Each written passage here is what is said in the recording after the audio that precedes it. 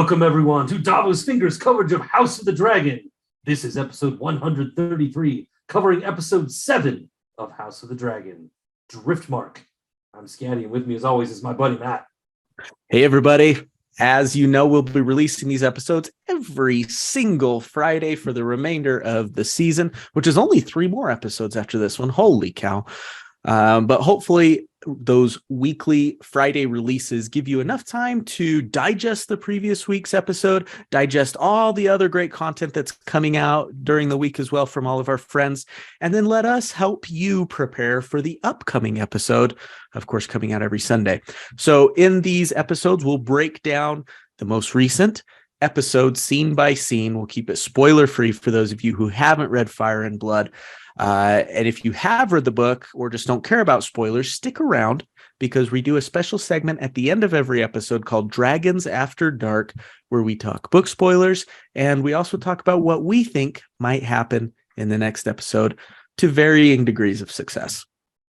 Pretty good. I mean, pretty good. Yeah. Also, we have some new listeners among our ranks, I think, as we've moved into covering some show stuff. If you're interested in hearing our previous takes on the Fire and Blood versions of these events, you can go check out earlier episodes of the Davos Fingers podcast. Episodes 82 and 83 covered content covered in episode 7 of House of the Dragon.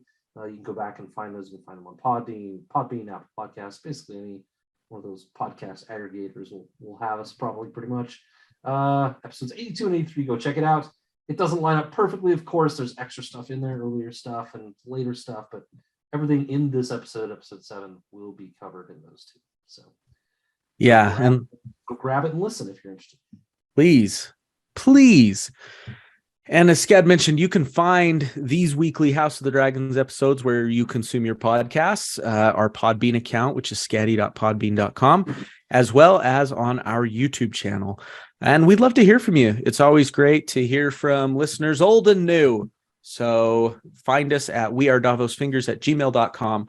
Our Twitter handle is @davosfingers. We are on Facebook.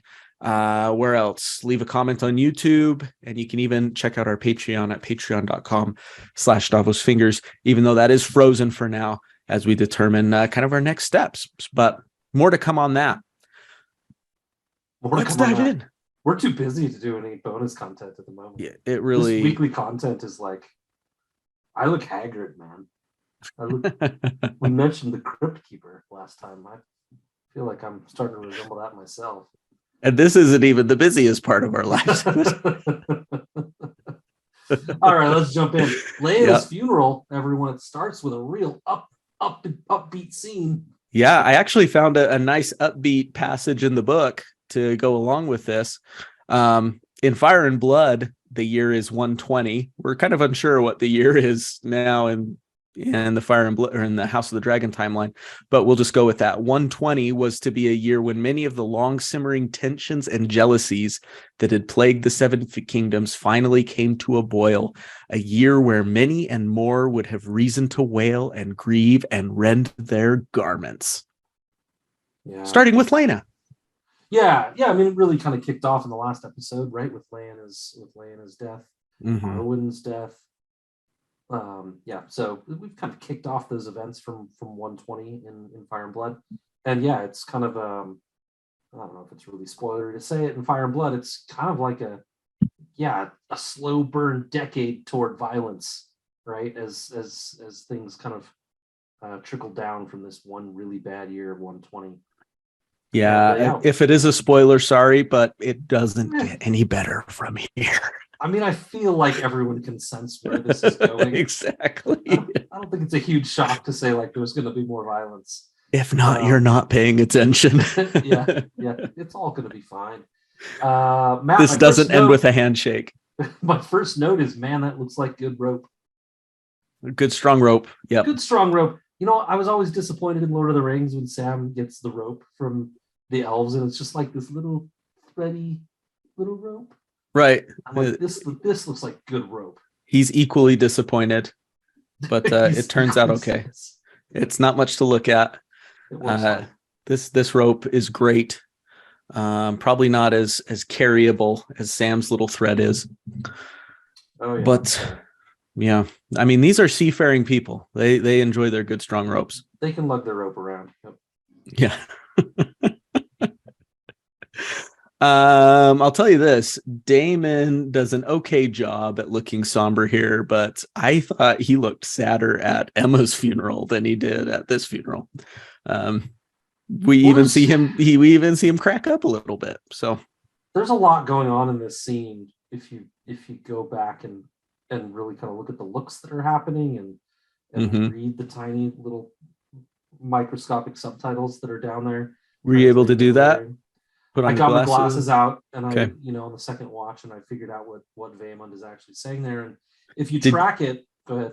Did you have them down on the bridge of on the end of your nose, and did you look at it like this, the subtitle? I'm 40, not 70. Okay. Yeah. So it's more like this. I can tease myself. You need to lay off. You're right. I'm savage. I'm a monster. There's a lot going on here, and I think you like, why the first time I saw it, I was like, why is he laughing at his wife's funeral? That doesn't look good. And then I went back and watched it again, and there's some interesting stuff going on. The language reads, where do I have it? I wrote it. Leaves two trueborn daughters on the shore, remain bound together in blood. Salt courses through Valerian blood. Ours runs thick. Ours runs true. Ours must never thin. Meanwhile, Vaemond, who's delivering all of these words, who's he looking at? I skipped a few words in there that didn't really apply too much, but those words are in there. And he's looking at various people in the crowd, but really zeroing in on Rhaenyra. He looks straight at her. Looking straight at her, and she looks uncomfortable. She's grabbing and clutching her children, hugging them on the shoulders, pulling them tight. Emphasizing that their blood isn't true, that they're thinning their own blood, right, in with their actions. And Daemon looks at Rhaenyra and sees the discomfort, and I think tries to just undercut Vaemond's whole message with that laugh. Yeah, the little Joker laugh. Yeah, to try to just bring the whole thing down to his knees. It's really effective. It is. And also read the room, Vaemond. Like, not at, I guess it would be his nieces in the book. Is Vaemond Corlys's brother? In the book, Vaemond is not Corlys's brother. He's a cousin. I think. There's a cousin. Maybe. But he is his brother here, yeah. Read the room, buddy. It's your niece's funeral. We're not going to take jabs at Rhaenyra here. Okay, chill out, buddy. Yeah, I mean, I don't think Valerians are ones for holding back. I mean, the whole blood purity thing, it made me kind of go back and look at the history, and really these two families they're really interwoven at this point. I mean, we're at 120 AC ish. The Aegon the Conqueror conquered at roughly 0, a little before 0. But his mother, for those that may have forgotten, was Valeriana Valerion. His mother was a Valerian. Aegon was half Valerian. Valerians were purportedly there first. Right. In Westeros. Yeah, came to Driftmark before Targaryens came to Dragonstone. You skip one generation of intermarriage where Aegon married his sisters, and then you immediately get his firstborn son, Aenys, by Rhaenys, their firstborn son, Aenys, goes right back to the Valerian well immediately to marry Alyssa. Jaehaerys marries his sister Alysanne as the next king and queen, but their firstborn son marries another daughter of Alyssa. So getting that's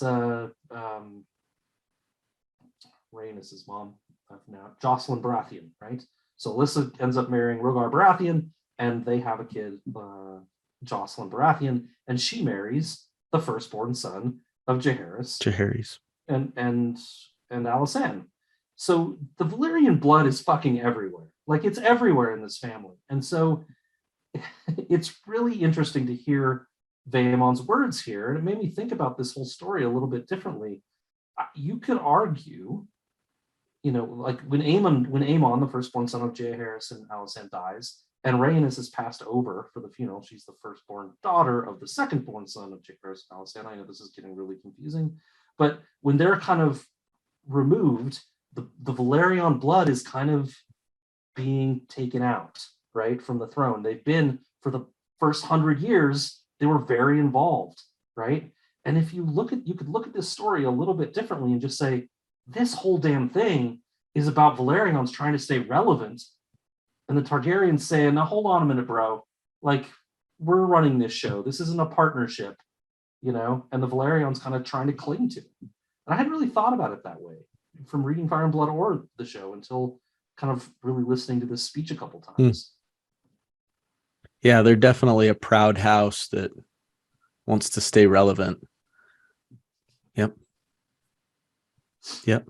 I mean, family trees aside. Good review.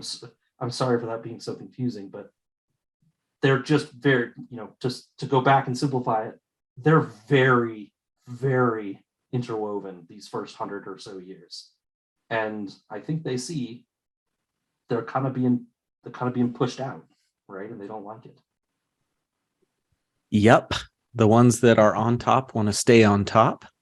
And usually that means pushing others down, because it's not a partnership, as you said. So it's a partnership so far as it benefits the Targaryens. From their view, yeah. Yep. A partnership we do have back is Otto Hightower returns as Hand of the King. We don't see how that went down or how he worked his way back, but he is there.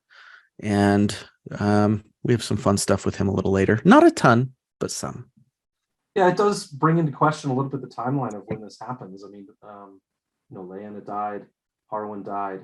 They needed a new, or Lionel died as well, Lionel Strong. So they needed to bring a new hand. Hightower was supposedly back at Old Town. That's not a short journey. They got him back quick. At Pentos, unless they took her by Dragonback, also not a super short journey. So it's been maybe even weeks between the funeral and Lyanna's death in the last episode. I don't know. Hard to say exactly, but it is hard to say. It also appears that they're still mourning the Strongs. But we don't know where that happened on the timeline either. It happened in the same episode last time, but it could have, happened not much later, but sometime later than Lyanna's death. So yeah, it happened in the same Lyanna's monologue. It sure did. But yeah, maybe not same night or something. Mm-hmm. More on the funeral. Anything else? You got Aegon, that little shit, sighing, like bored. As you do at funerals. Yeah. He's doing a great job of bringing that character to life. Just like right.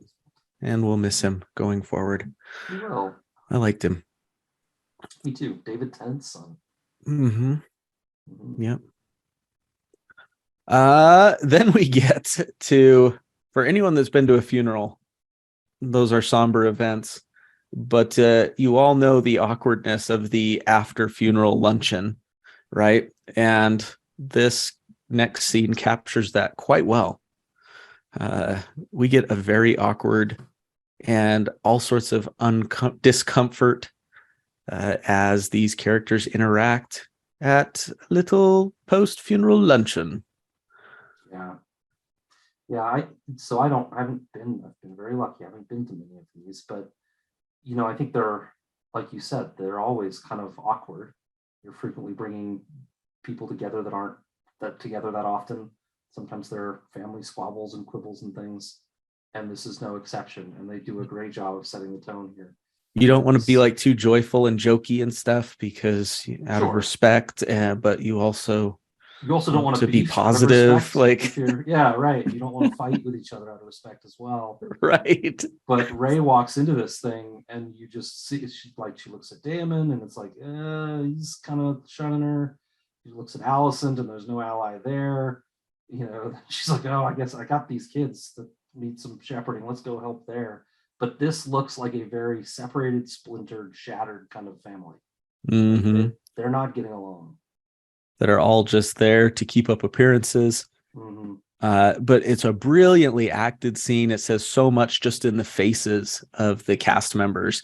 I counted, I did like it. I looked at the timeline on my streaming service, and there's over a minute between.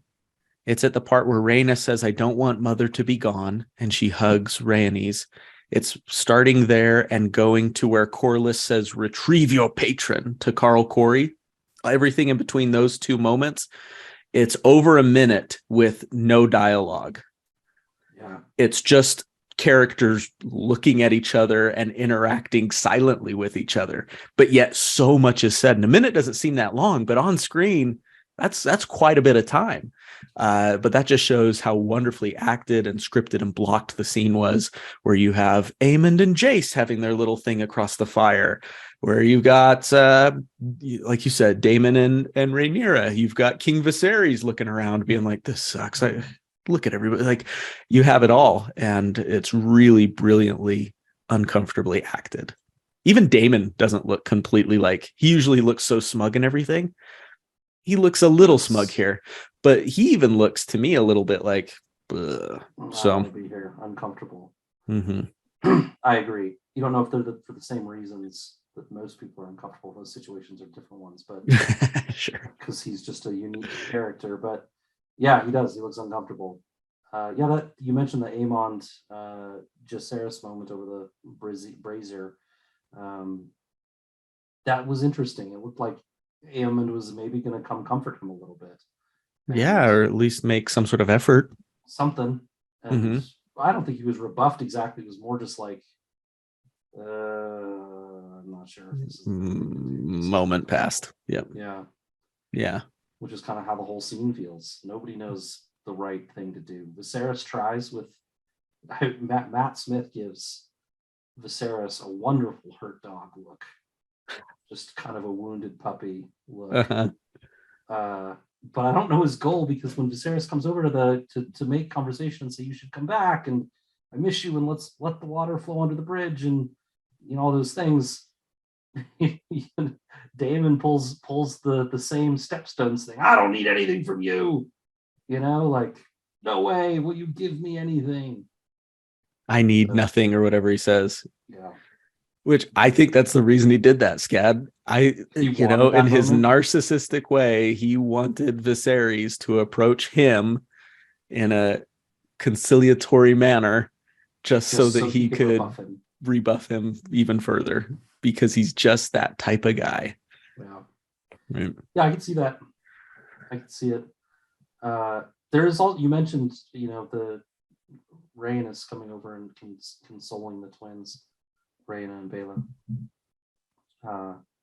And when she comes over, there's just this little look between her and Jace. And he turns away awkwardly, right? It's right before the brazier, right? But you get the sense maybe that they feel that disapproval from Rhaenys. Right. We're going to see later in this episode, not disapproval, but uncomfortableness, that they kind of pick up on that from her. Right. Kids are perceptive, man. I think he has a sense from her, maybe. I mean, yeah, we've seen that. I mean, even in the last episode where, I don't know how hard it was to pick up, but Jace put 2 and 2 together about who his real dad is, and so we might be seeing that he's kind of had that ability to read people a little bit. I thought the same thing, but I noticed this final time we watched the episode 3 times, and the third one I noticed a tiny little thing. We'll get to it later during where they're in the hall, and it's of course the confrontation between the two mothers. That when Rhaenyra and Alicent are facing off, who steps in and protects all 4 of the kids, meaning Jason, Luke, plus Rhaena and Baela? It's Corlys and Rhaenys are kind of like shepherding the 4 kids together, which. So I was like, well, so she steps up to protect when she has to, but I did detect that coldness from her here in this scene. Yeah. And then Rhaenyra is not super sly about following Daemon. He leaves and she's right on his heels. She's like, go to bed, kids. I mean, you get the sense that she knows maybe Lyanna's wake isn't the right time. But as soon as he leaves it, she's like, all right, now's the time. All right, trigger being pulled. At Yeah. first, I was like, why is she sending the kids to bed? It didn't hit me at first. I thought, things were getting tense, and I was wondering if maybe she thought there was going to be a confrontation, so she wanted to like get the kids out of there in case there was. And it's like, oh no, nope, she just wants to go jump some bones. I'm not. Yeah, I wasn't going to put it quite like that, but I think I did. She's pursuing Damon sexually. She wants to yes, catch up, but it's not just that. I mean, I think she's has looking some for allies, and she's looking for allies. She has some questions that she's had for a long time that she wants answered, and there is more to it. I'm being crass. We'll get to that. Yeah. You have any more for the wake? Corliss tells Carl, retrieve your patron. I thought that was ill played. Dude, go down there yourself. Like, it's your kid. Why not? Go talk to him. We know why he won't talk to him. I'm not against him sending Corey necessarily, but the way he did it sucked. Yeah. It's like, dude, you can do this a little bit more surreptitiously than this. You don't have to barge through a conversation and make a big scene and shout and grab him and turn him so that everyone's looking. I mean, you're just making this worse for everyone. I mean, it's almost like he's making a spectacle of his son on purpose. Yeah. We know you're struggling right now, buddy. I think he's kind of just he's just floundering at this point. Yeah. He's not thinking straight. I think it might be worth mentioning Helena seems to be maybe prophesying a little more. We've seen. I couldn't understand a damn thing she said, to be honest. Hand turns loom, spool of green, spool of black. Oh. Dragons of flesh, weaving dragons of thread. Okay. So she said a lot of goofy things, seemingly.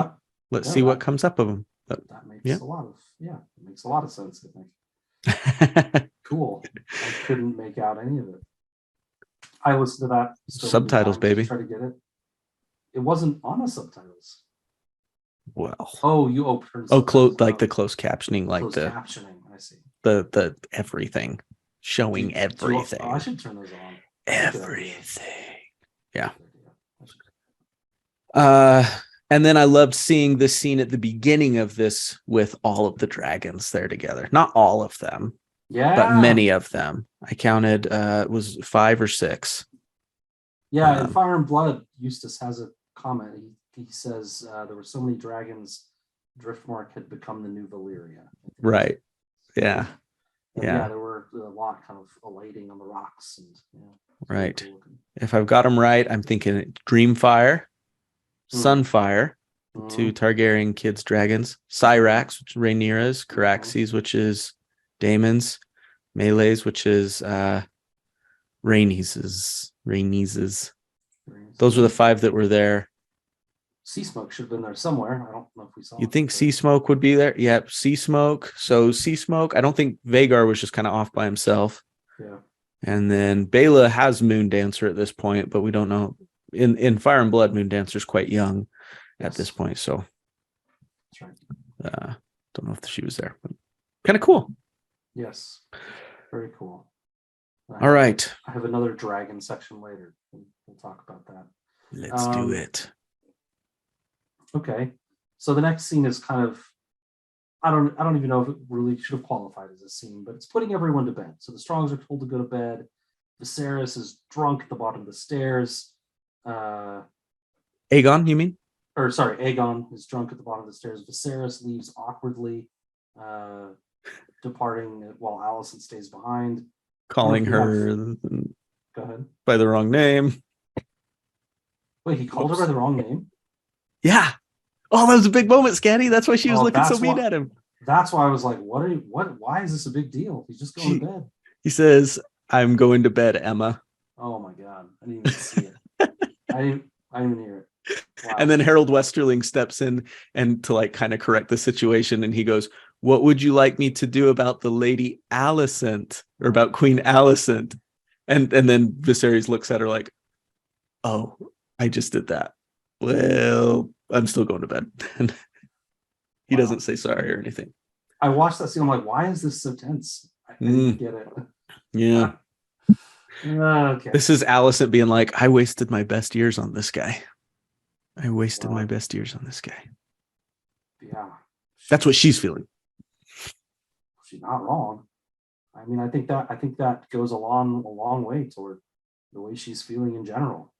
Absolutely. Right? And all she's got to show for it are these kids that she has, and One of them doesn't even really seem to. sucks.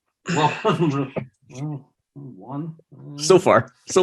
But I think he doesn't, especially in the House of the Dragon. I don't know as much in Fire and Blood, but he doesn't seem to care about them. He doesn't seem to like No. them. He calls one of them boy later. Boy, you'll tell me the answer. It's like, wow, okay. Yeah, he seems very disconnected.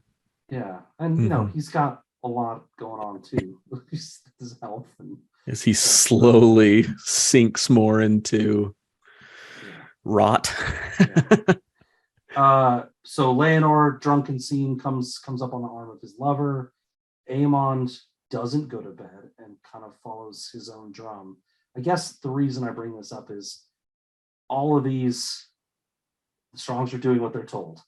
Viserys is awkward and apparently forgets his wife's name. That just plays into my theme here. He's losing it. He's on a downward slope. Aegon is passed out drunk and not responsible or correctable or even sorry for his behavior. Leonor is causing a scene, obvious distraction to what's going on, and not being sly at all about his relationships. Aemond is doing his own thing. These are all very much, metaphors for how these characters behave in general and what their effects are. Right. So I kind of like that. That was cool. That is cool. Thanks for pointing that out.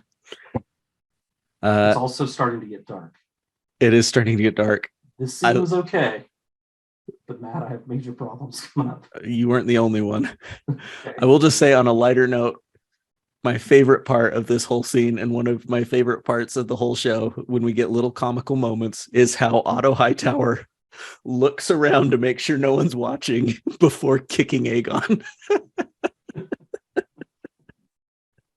He doesn't walk right up to him. Child abuse is hilarious. He doesn't go and just be like, hey, buddy, time to get up. He takes a look around. Nobody's watching. Boom. Yeah. Yeah. And it's not when funny, you put it that also, way, Scad, okay, I shouldn't be laughing, but the kid's a little punk. And I thought it was fun. Shit, too. Only a piece of shit would do that. Otto sucks. Put him on the list. If he wasn't already there, he should already be there. Put him on the list again since he left for a while. The darkness is an issue. Yep. But before that, we get a nice well-lit scene by the fire. Thank goodness for that friggin' fire. Pride and legacy. Yeah.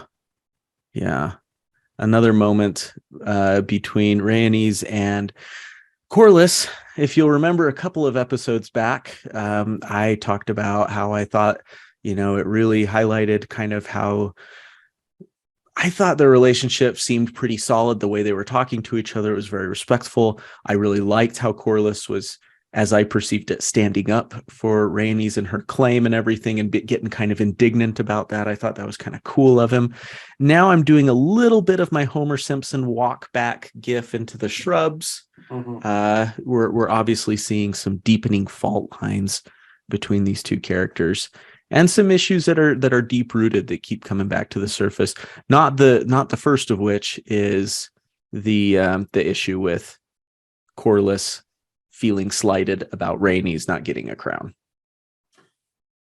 Yeah, Rhaenys says the gods have spurned us for our insatiable pride, or loosely translated that anyway.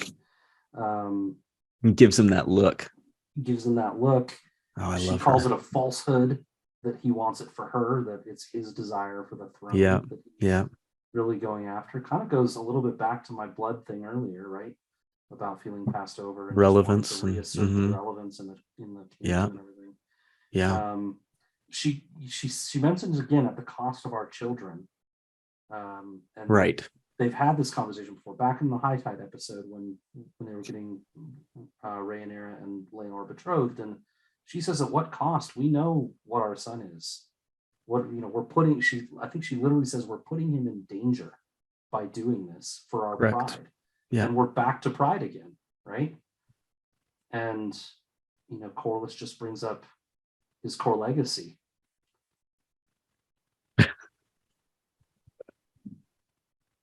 Pick a second, but I got it. Pursuit of Legacy would be Corlys's biography name, I think. Yeah.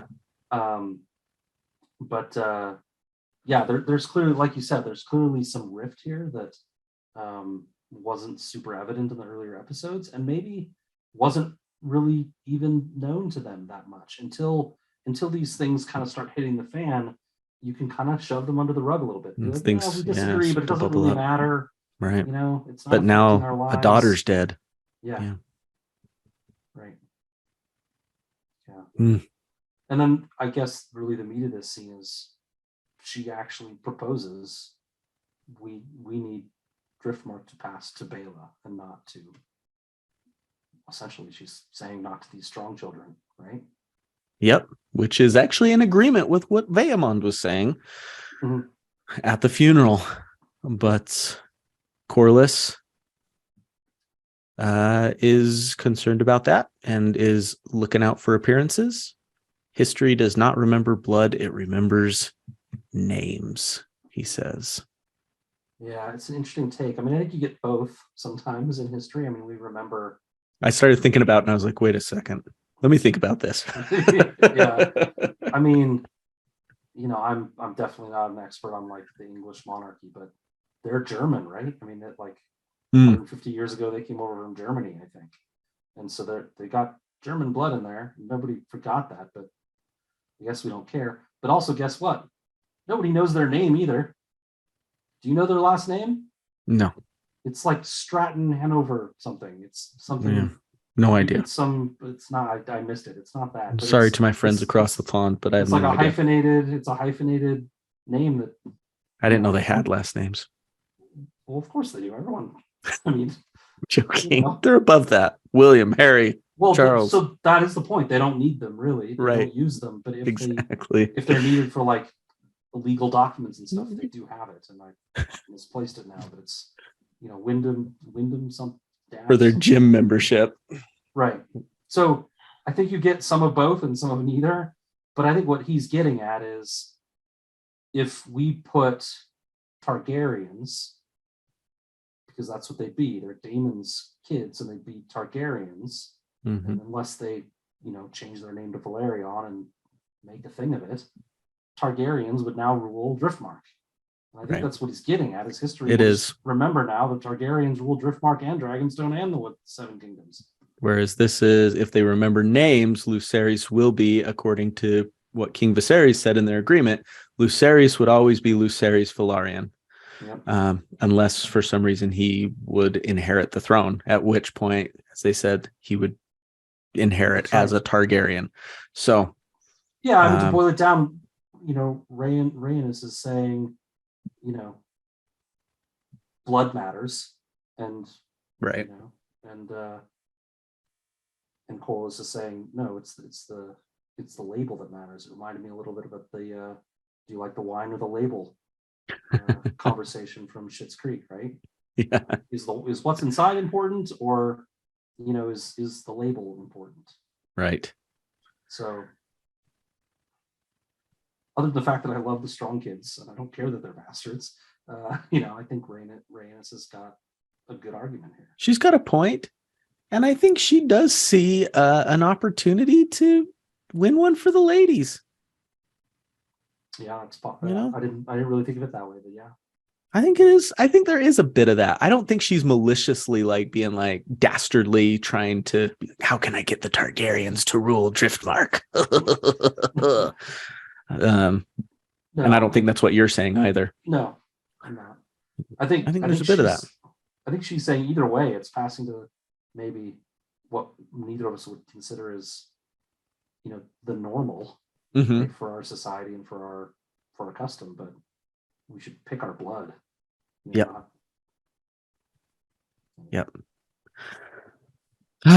So then we get Rhaenyra and Daemon walking the shore. Yeah. Can I get a torch, please? Yeah, it's real dark.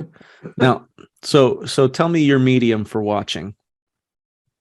Yeah, so I think probably my TV settings are bad. Like I probably need to Do you just watch it go on your TV? up the brightness, yeah, or something. Mm-hmm. But it's not good, you know. I sit down in my basement.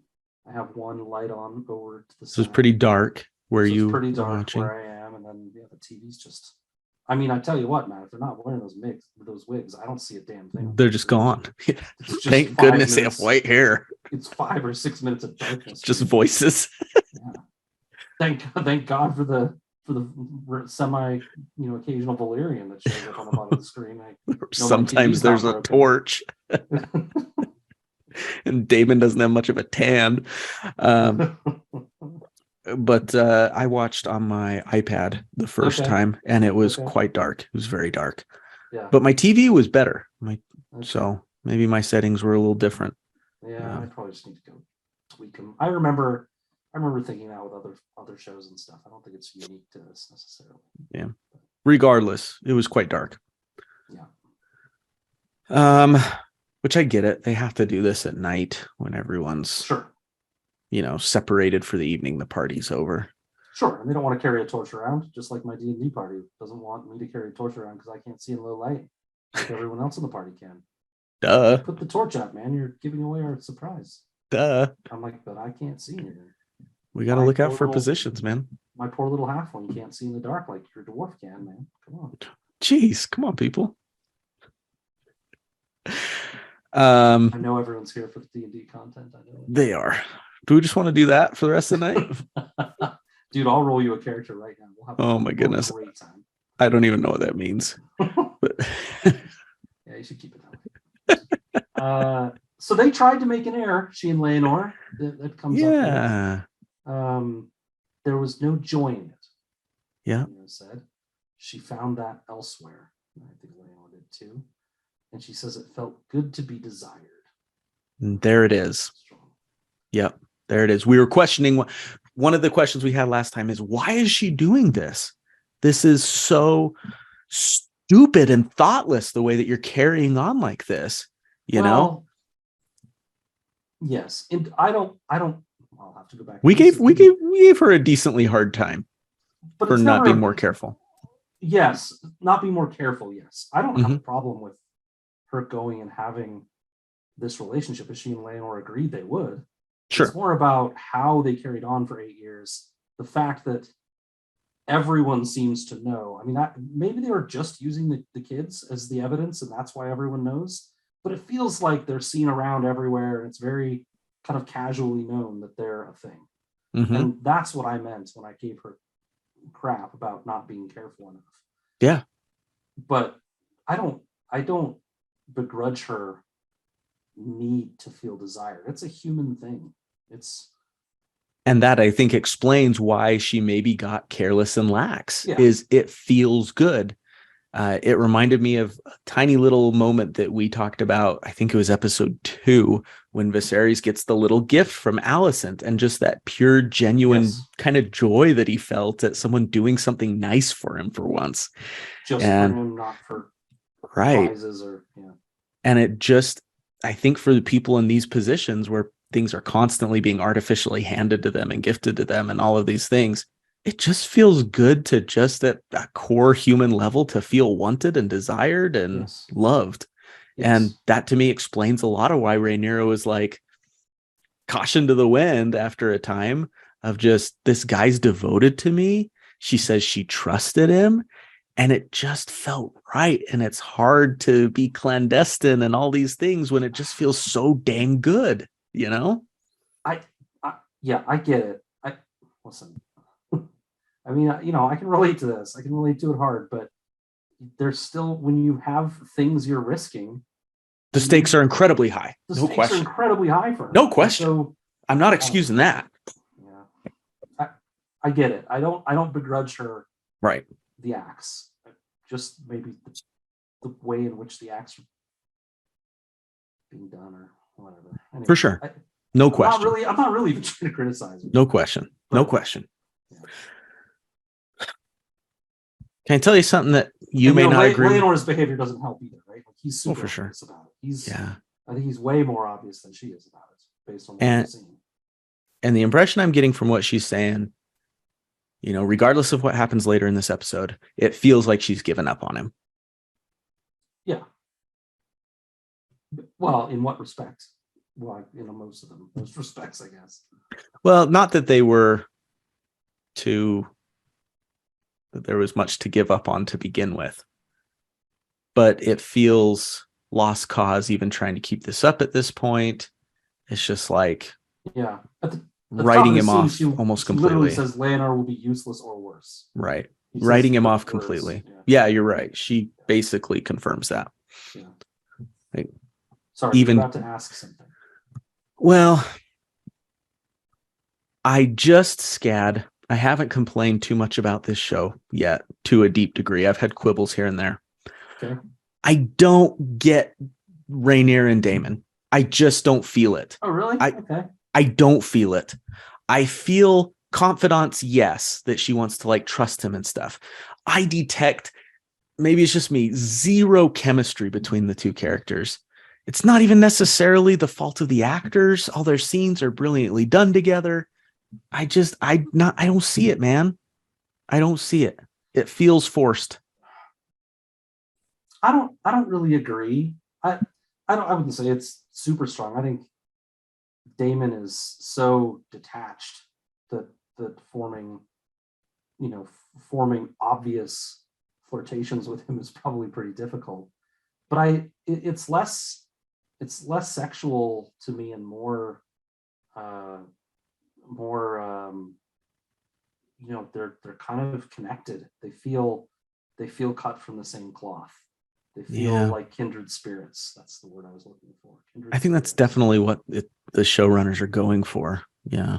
I have a note later about, congratulations to them because, well, we'll get to it. But I feel like, and I think this scene is part of it too, they have this, what I call live therapy in my notes, where they're just airing all the crappy feelings they've had about each other over the last 8 years or whatever it's been. Look at what my life became without you, the tragedy it became.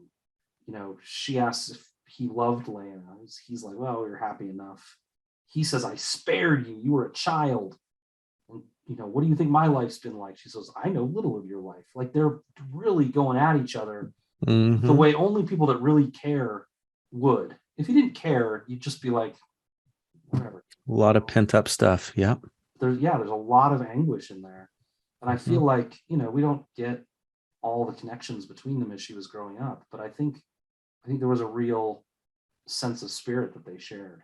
They're both somewhat power hungry. They're both willing to act.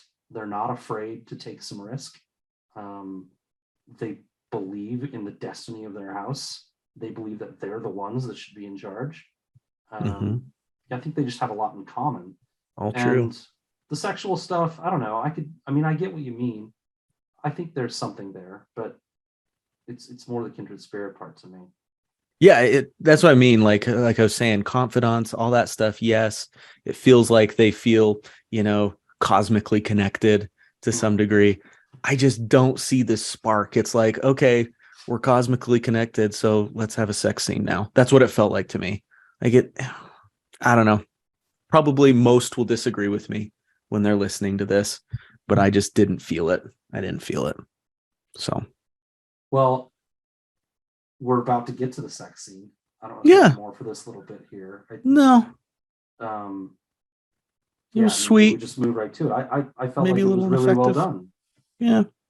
I mean, so we have to set aside from it, or set apart from it, Damon, the previous sex scenes we've seen with Damon.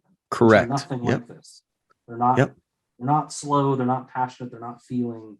They're just sex. And this feels different to me, which is part of that love story.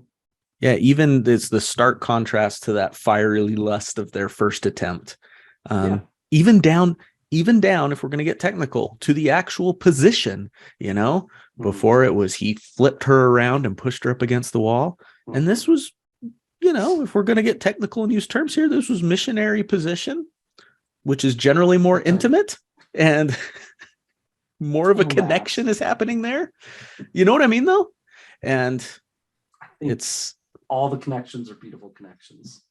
so I will point that out, even if for me, the scene fell a little flat in general.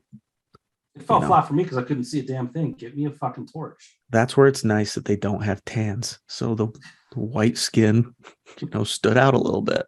Couldn't see much. Couldn't even tell you who's on top. But, and also in contrast to the Game of Thrones sex scenes where it's like, let's just make this as, pornographic as possible, basically. This was a sweet scene. It was well done. Yeah. It was two people, Damon, we saw in the last episode, he loved Lyanna, but he also didn't. I think it was clear they were trying to show us he wasn't fulfilled. Sure. Right, by her. Yeah. She felt that too. And, I think Rhaenyra had Harwin, who was dutiful, and I would dare say she probably did love him. But I don't think Harwin scratched the itch, and I don't mean that sexually, but scratched the itch in her soul like Damon does. And so this it probably is just different. Yep. Like I said, I'm calling it a cosmic connection, and I stand by that. I mean, everyone should have one of those. Yeah. I've got you. I get you, buddy. We stay in the night. You have anything else on this scene? Torch. Torch. No, I don't have any more notes on it. Because we get some more sneaking around. This time in the form of a 10-year-old boy. About that, anyways. In Fire and Blood, it said even at 10, Aemon Targaryen did not lack for boldness. Leading up to this scene. Yeah. As he approaches Vhagar. I loved getting an idea as to the size of Vhagar by seeing Aemon standing next to him. That was pretty impactful for me. Yeah. Agreed. Is Vhagar him? I don't even remember. Her. Dragons. Excuse me. Last time we talked about it and we settled on calling Vhagar a they. But in Fire and Blood, at least, it's her. Actually, yeah. Gurm refers to her as her. I go with Maester Aemon. Dragons change their gender. This is true too. Let's just go with yep. they. Yep. Yeah. So comparing it to Fire and Blood too, I really like this scene. Fire and Blood, I mean, we'll get to the fight later, but in Fire and Blood, Aemon is kind of fleeing trouble and just kind of jumps on without any sort of he's more afraid of getting caught in the trouble that he's wrapped up in with his his nephews, than he is worried about the dragon. And I think this is way better. This is so much cooler. You just see his absolute courage, his boldness, his determination, determination to solve this problem of being, a non-dragon rider. Dragon, yeah. It's so much better than what they do in Fire and Blood to me. I loved it. I did too, and I took the note down that in that moment, despite what I feel about Alicent and her line, I'm not thinking of the political implications of Aemon claiming Vhagar. I'm not thinking about how bratty it seems like these Targaryen kids could be. I'm just happy that this kid got his dragon. I was just like, go Aemon, get you that dragon, son. I was so happy for him in that moment. And so that just goes to show how well done of a scene it was that you're actually kind of cheering for him. You're like, yes, get it, boy.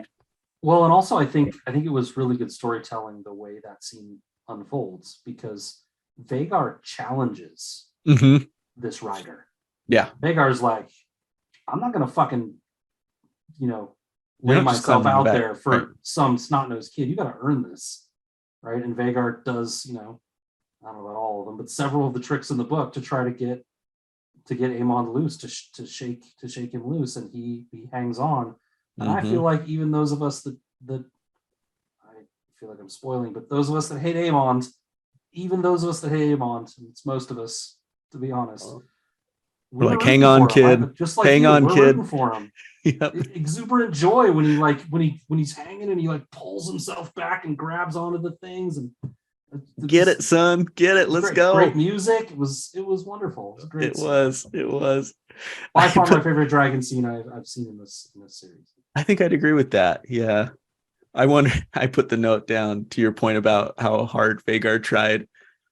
I was saying, was Vagar more like just tired than challenging Aemon? Like, she's like, dude, I don't want to fly right now. Just go away.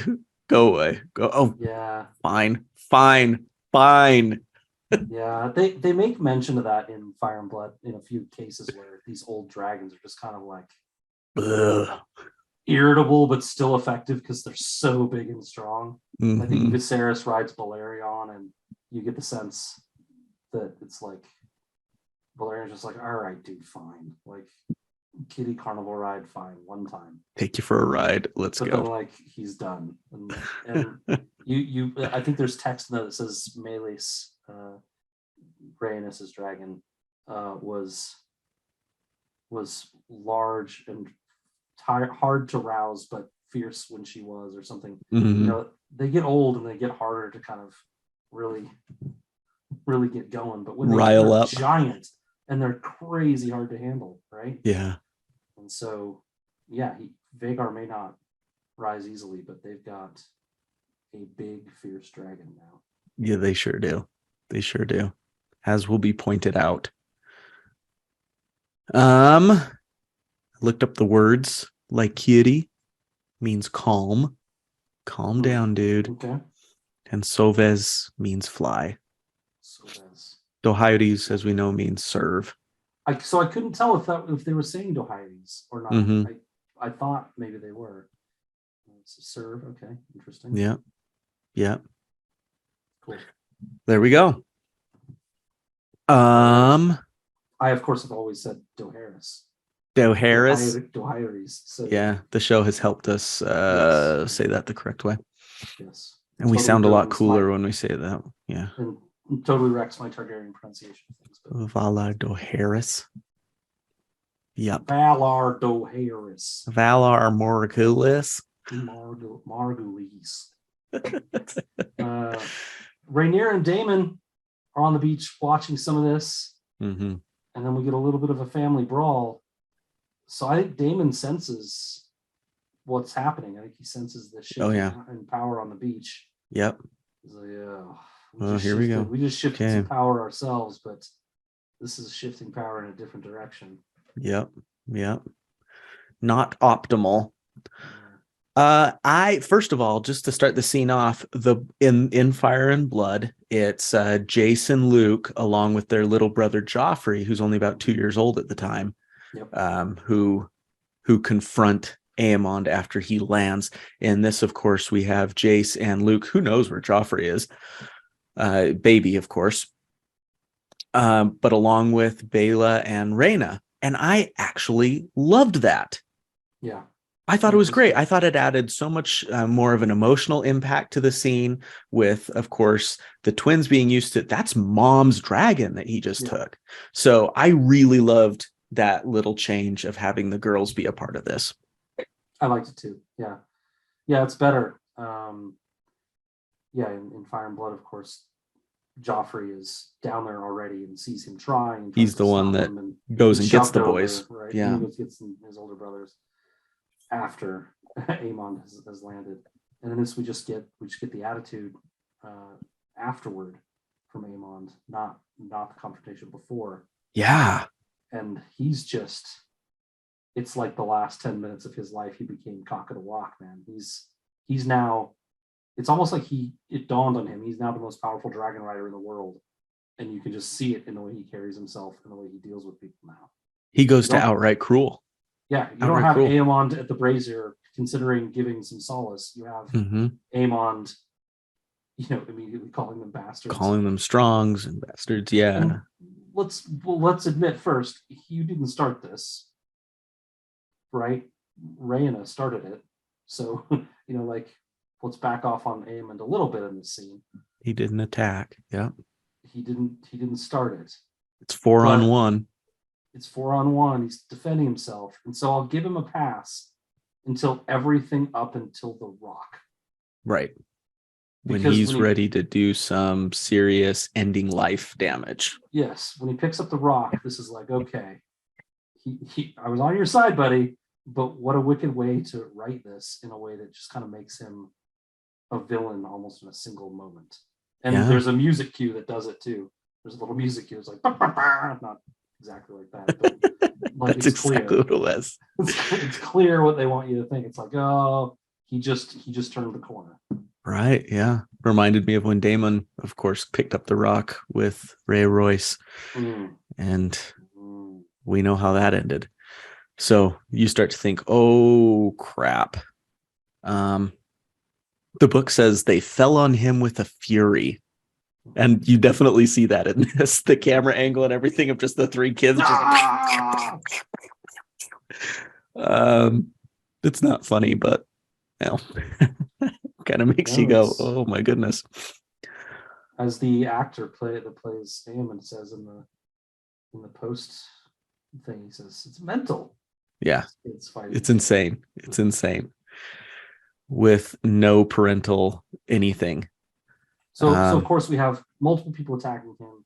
He raises the bar by grabbing a rock. Jacaerys raises the bar again by pulling a dagger. Yep. Right. And man. Yeah, like his father, Jace loses control when parentage is brought up. That's when he whips out the dag. Like his like Harwin? Yeah. Now Harwin kind of lost control in the yard once Kristen started talking about whose kids were his.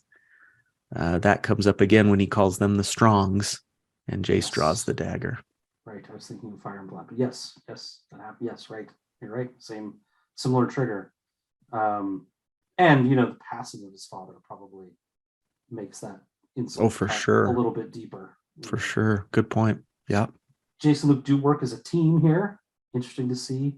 Jace looks over a little bit to Luke, whose PCs has picked up the dagger. He's got the dagger. So he throws the dirt in Aemon's eyes. Luke jumps in. Luke just goes for it. Which Luke comes off. We didn't talk about this, but it happened in the scene. Is he seems to come off as kind of the peaceful, I don't want violence type of guy. He tells Corlys, if I inherit Driftmark, that means all of you are dead. Comes off as kind of sweet. But he's the one that delivers the violent fight-ending blow. Yeah, you wonder what this does to his demeanor in general. Sure. Yeah. But he doesn't hold back, man. That little kid went right for it with his cousins, right? So, yeah. I mean, before the dagger too, right? Like he went in, got choked, didn't phase him, picked up the dagger, went for it again. Got his nose broken. Mm-hmm. Yeah. Great scene. I really enjoyed it. It's one of my favorite scenes in Fire and Blood, and they did it better here. So. They did it, better. I'd agree with that. Really well done. Even if we're seeing children beat up on each other. And of course, the adults come in after the major damage is done. Right after, too. Right after.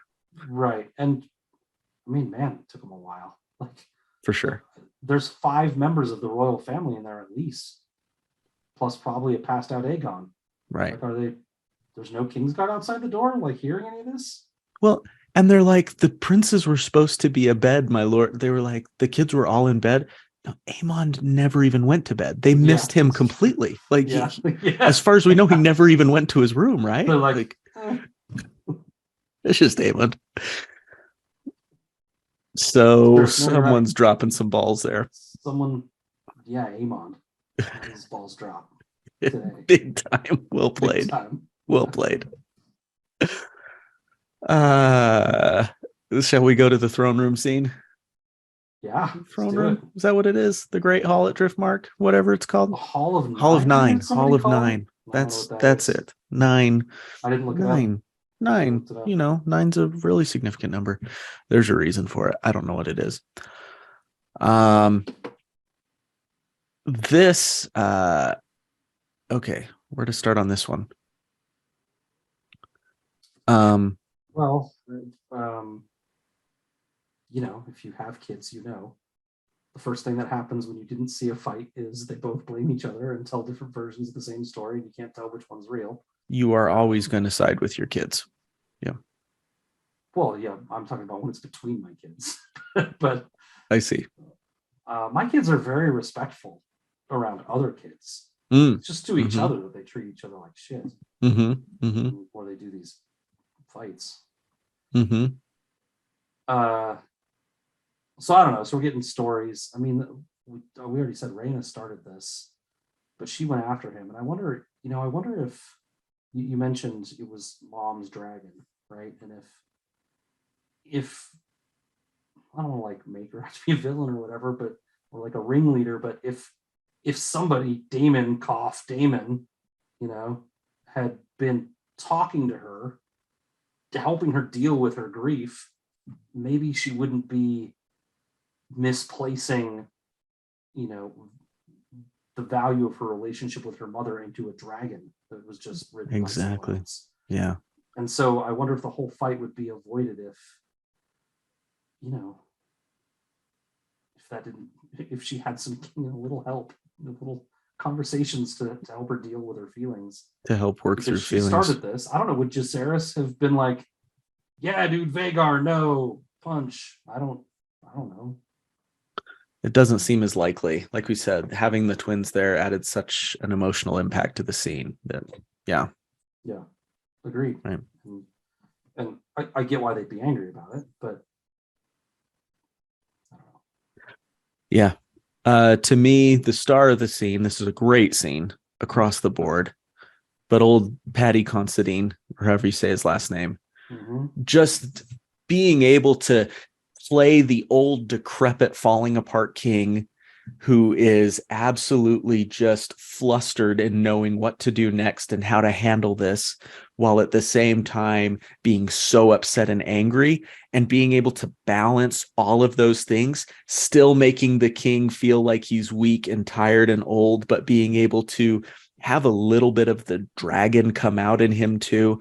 I just thought that his performance in this scene in particular was just masterful. Like, give this guy some sort of award for how he's been able to play this slow decline of Viserys throughout the series so far. I loved it.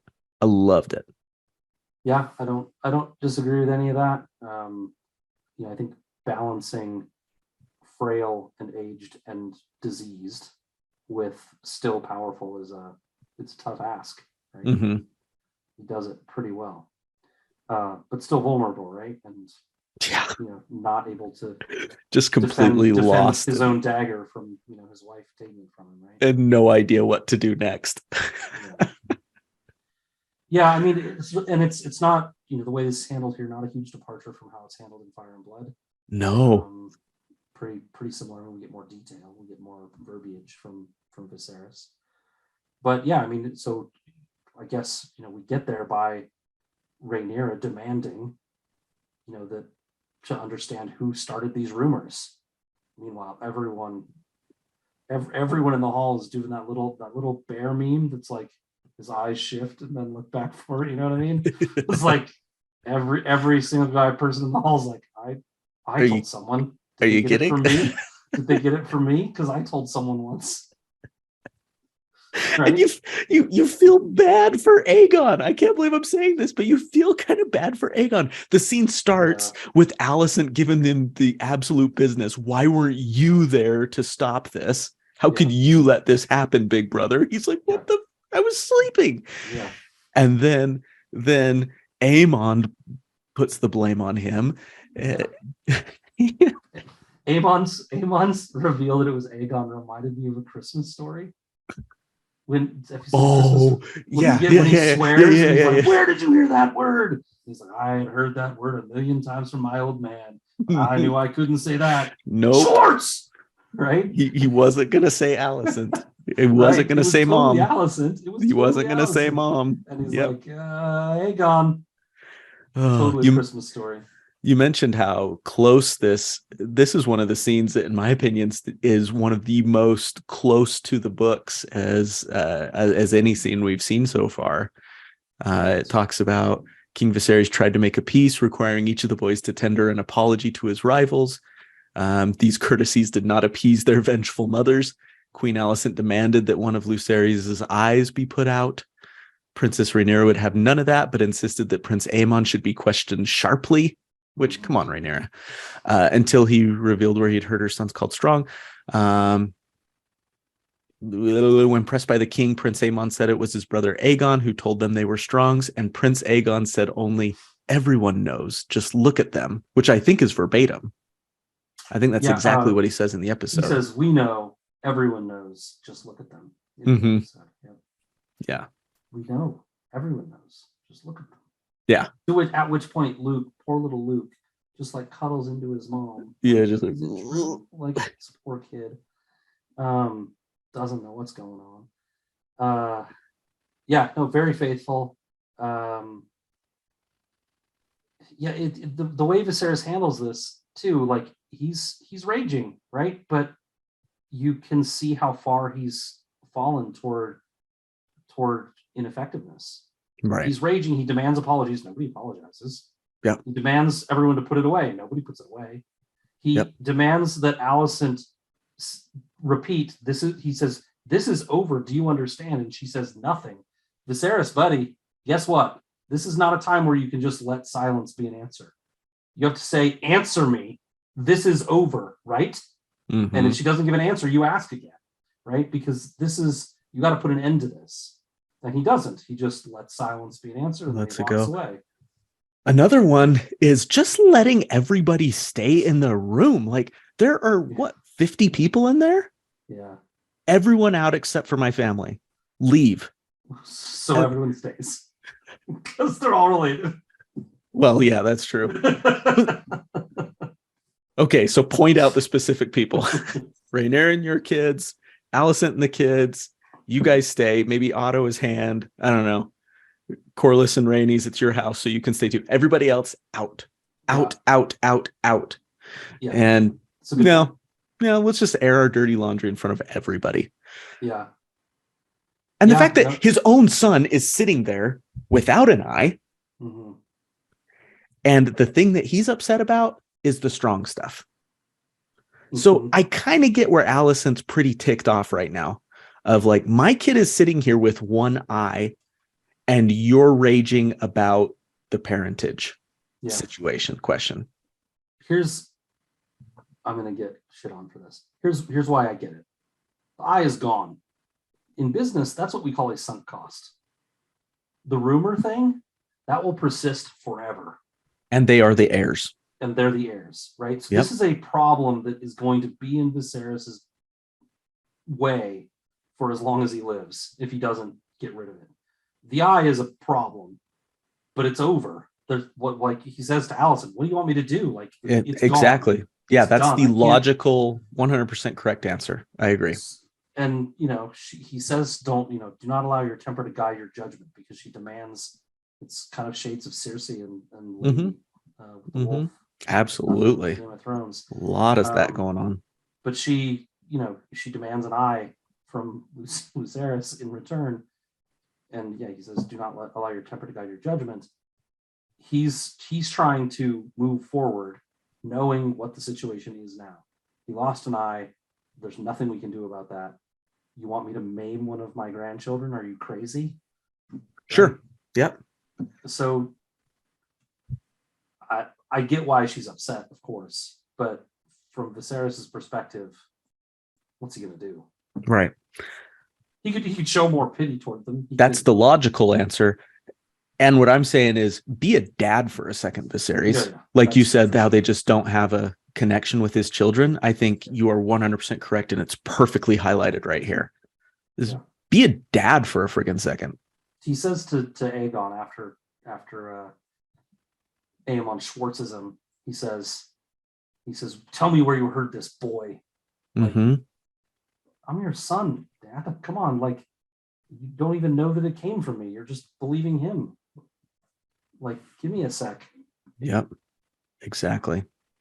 And that's rough. That's rough. Everything you've explained is 100% correct about being a sunk cost. We got to move forward. And this needs to be put to rest, this issue about parentage, because these are the heirs to the throne right here. And just to double down on it for a second, remember that, especially in House of the Dragon, not less so in Fire and Blood for sure, but in House of the Dragon, remember that Viserys is trying to protect the prophecy. It's been shown that this is his big thing. Protect this prophecy. This is the legacy of House Targaryen. We need a Targaryen on the throne for this thing. And at the moment, Rhaenyra is the one that knows about this. Rhaenyra's offspring could be the prince that was promised, could be the one to sit the throne, could be that person, right? And so he has to protect that. If he doesn't, there's all sorts of, in his mind at least, there's all sorts of consequences to it. Yep. He's riding with Rhaenyra. Rhaenyra is the horse he chose. I went in on her. Yep. Yeah. And I have to see this through. So he has to protect it. And so he has to deal with this claim of bastardy. Mm-hmm. Even though to us it seems like the kid lost an eye. And we're worried about some rumors.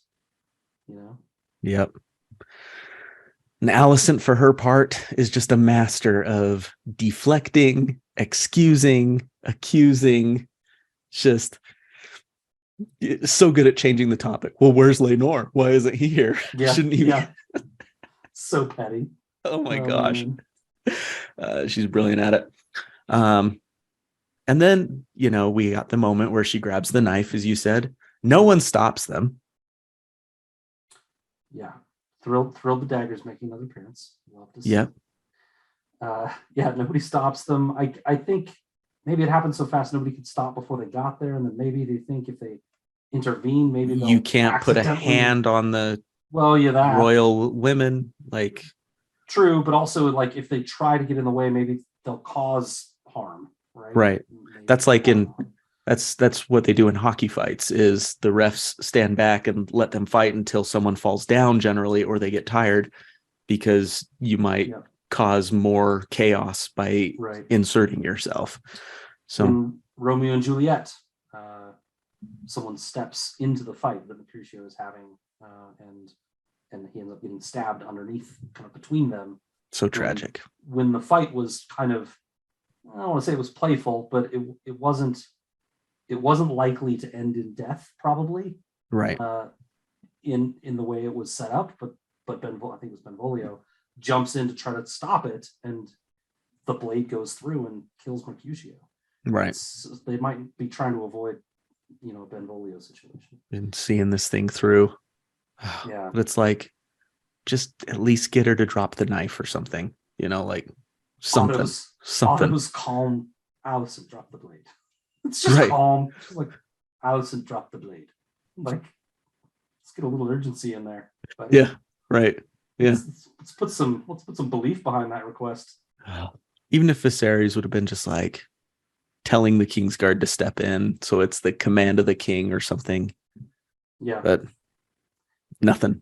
At the same time, it's great because we get this moment between. We get a beautiful moment, and that's why we get a wonderful moment.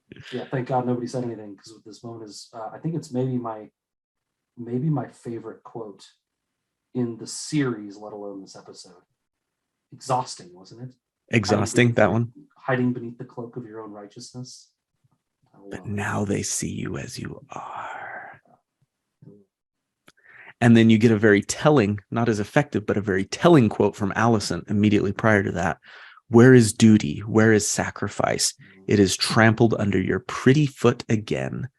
Just the pure jealousy that she feels at the freedom that Rhaenyra has. This goes back again, I think, to the Alicent feeling like she gave up the best years of her life to be in this situation now, where she has had to do her quote unquote duty, where she has had to sacrifice. And we've seen some scenes that back that up that were hard to watch, I'm thinking of the scene where Viserys calls Alicent to bed that one time.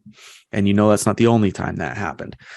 So this is just that pure rage and jealousy bubbling over finally. And her saying that and revealing that. And then Rhaenyra follows up with that great quote, hiding beneath the cloak of your own righteousness. Yeah, I think you're right. Alicent does not believe Rhaenyra has earned this spot she has. Because you need to get to it the same way I did. Perhaps. And also, even if she had it at one point that was legitimate, her behavior has should have cost that position. Sure. to her. Yeah. I have behaved pristinely, perfectly, done everything that was asked, and you've been terrible. It shouldn't be you anymore. He should change his mind. Yeah. This man that I've given everything to should change his mind and choose me and my sons. And I think she legitimately believes She believes that. Yep. Yeah. Mm-hmm. And listen, Rhaenyra's behavior is a pretty, it's pretty. I think she feels like she just deserves it, right? Yeah, I think it's okay to be empathetic Entitled. to. Yeah, you can feel empathy towards Alicent while not agreeing with her. Yes. You know what I mean? Like, Totally. And that's okay, everybody. It's okay to feel that. I mean, we talked about it last episode, right? I mean, it maybe isn't this cut and dried exactly, but she had a pretty easy way to protect her children and get out mhm, by agreeing to this marriage proposal. And she chose not to. correct. Sorry, for her children, I mean, not for Correct. Olenna, not Yeah. for herself. Mm-hmm. There are some things wrapped up in that about power and, who's really in charge and are my children still in danger? Maybe, but it feels like she could have pretty easily put them in a safe place, yeah, put that to yeah. bed, if that was her real concern. She feels she's earned this now. Right. And that's kind of like Corlys. Her pride, her righteousness, thinks that her children should have the throne now. Right? Yep. This is it. Alicent would be one of those people who is furious about student debt being canceled. That's gonna piss so many people off, Matt. Oh, well, there it is. You're right. You didn't earn that. You're right. I earned that. I worked really hard. So you need to work as hard as I did. That's a great comparison.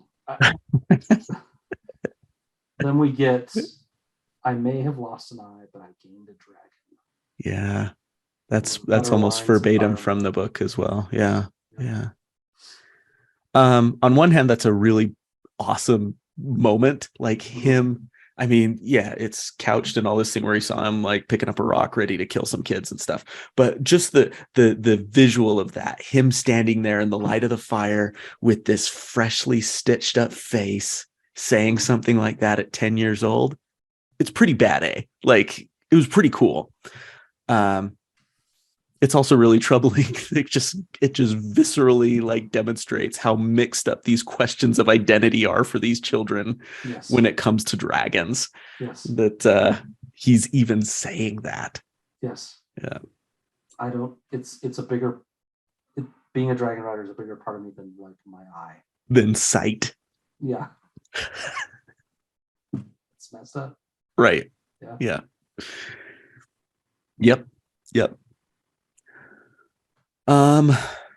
Anything else on this really great scene? We spent a lot of time on it, and we should have, because it's the scene of this episode for sure. We beat it to death. We didn't really talk about Daemon or Corlys or Kristen at all. Oh yeah. I don't know if that's really worth mentioning too much. Kristen shows a little deftness. Alicent orders him to go maim Lucerys, and he's like, my job is to protect you, like not to like. He works his way out of that pretty ably. He showed a little bit of deftness there. Yeah. And Daemon, I think, showed his loyalty as well, stepping in the way and making sure that Kristen didn't intervene. I love in the post scene stuff. Matt Smith says, I think it's just like one little sentence. He's like, I think Daemon's a leaner. And it shows a bunch of scenes of everything. Daemon leaning. He leans on everything. It's brilliant. Hilarious. Yeah, I loved it. And just that he had that insight just shows what kind of actor he is. Yeah, it's beautiful. Because it fits him so well. He's a leaner. When we have While You Were Sleeping, that little chick flick. Is that guy bothering you? It looked like he was leaning. Matt, I don't know. I feel like you know that movie too well if you pulled that line out. It is a top 5 rom-com for me. Oh, really? While You Were Sleeping. Brilliant. Brilliant. Bullock, right? That's Sandra. Yeah. Not traditionally one of my favorite rom-com actresses. Who's not traditionally one of my favorite actors either. Right? I I mean, he's not a bad actor, but a rom-com is kind of Brilliant family dynamic though going on. There's a dinner scene that is just to die for. My family used to be able to quote the whole dinner scene. We could sit at the table and my whole family growing up, parents and siblings, could do that whole scene. That's why I love the Family Stone. I love the family dynamic in that. Right? That's what makes these things great. Do you want to move on to Otto and Allison? I'm glad we still throw in some of these non sequiturs, Matt. We should. I hope you guys like it too. Yeah. So we have this little scene with Otto and Allison discussing Hightower, potential for Hightower victory, for Hightower's to come out on top of this thing. Right. You completely lost it. Allison cut up wounded the princess, the heir apparent to the Iron Throne. I'm so proud of you right now. Yeah. This is basically it. Yeah, he said drop the dagger, but he saw what he wanted to see in that moment. Oh, yep. Sure did. I'm so proud of you, sweetie. He's got a fighter in there. Meanwhile, Allison's righteousness kind of shines through against herself for once here. She's graced herself. My husband, but she says all these ugly things about how it reflects poorly on her. But then at the end, she gets to the real truth. The real truth, Allison fans, my husband's favor will always rest on her now. And that's it. That's the thing she's most upset about. Yeah, not that she I ruined herself, it. Yeah. Not that she disgraced herself, not that her righteousness is gone or besmirched her honor or anything. She's most upset that she thinks she's now ensured that Rhaenyra is always going to be on top in this fight. Yeah. Yeah. But Otto basically kind of comes in and says, forget about Viserys. We'll win without him. We don't need him. Yeah, that's the tone. It's like, we need to smooth things over, but like, stick with me and we'll make this happen, Yep. He has been planning on some sort of conflict all along. Yeah. And he's already keeping track of which dragons are which. He's got plans, and in my mind, they are not non-violent plans. Well, he straight up says, this roguish boy, this something boy, referring to Aemond. His grandson. His grandson. BTW. That this guy has taken, kind of ensures that they've got a chance here. He sees sees a shift in power with this one night, where now they've got the biggest dragon in the kingdom, and oh yeah, I've got a daughter that'll fight, and game on for him, I think. Here we go. Yeah. I don't know if it was meant to be a dad thing or something, or just a nice little nod to us. But when he says he lost an eye, he would have lost 1,000. He could have lost 1,000 eyes and it would still be worth it.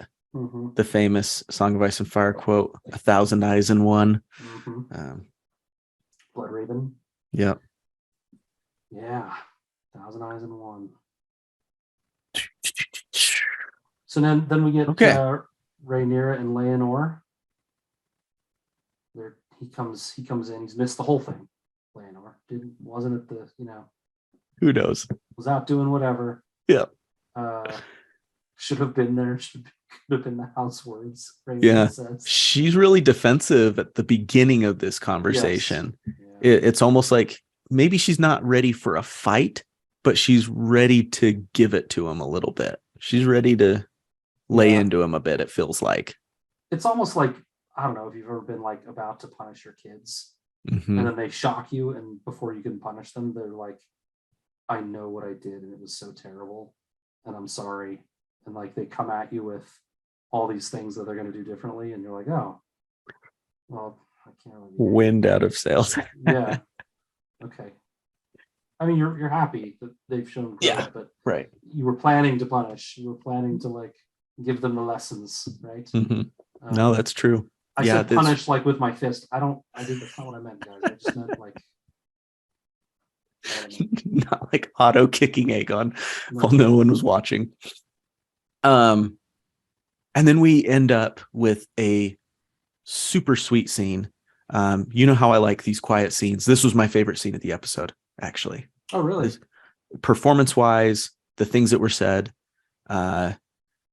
I love the action and everything, but my favorite are these character moments. And this scene was just absolutely touching to me from both Rhaenyra and Laenor. Yeah. So dive into it, man.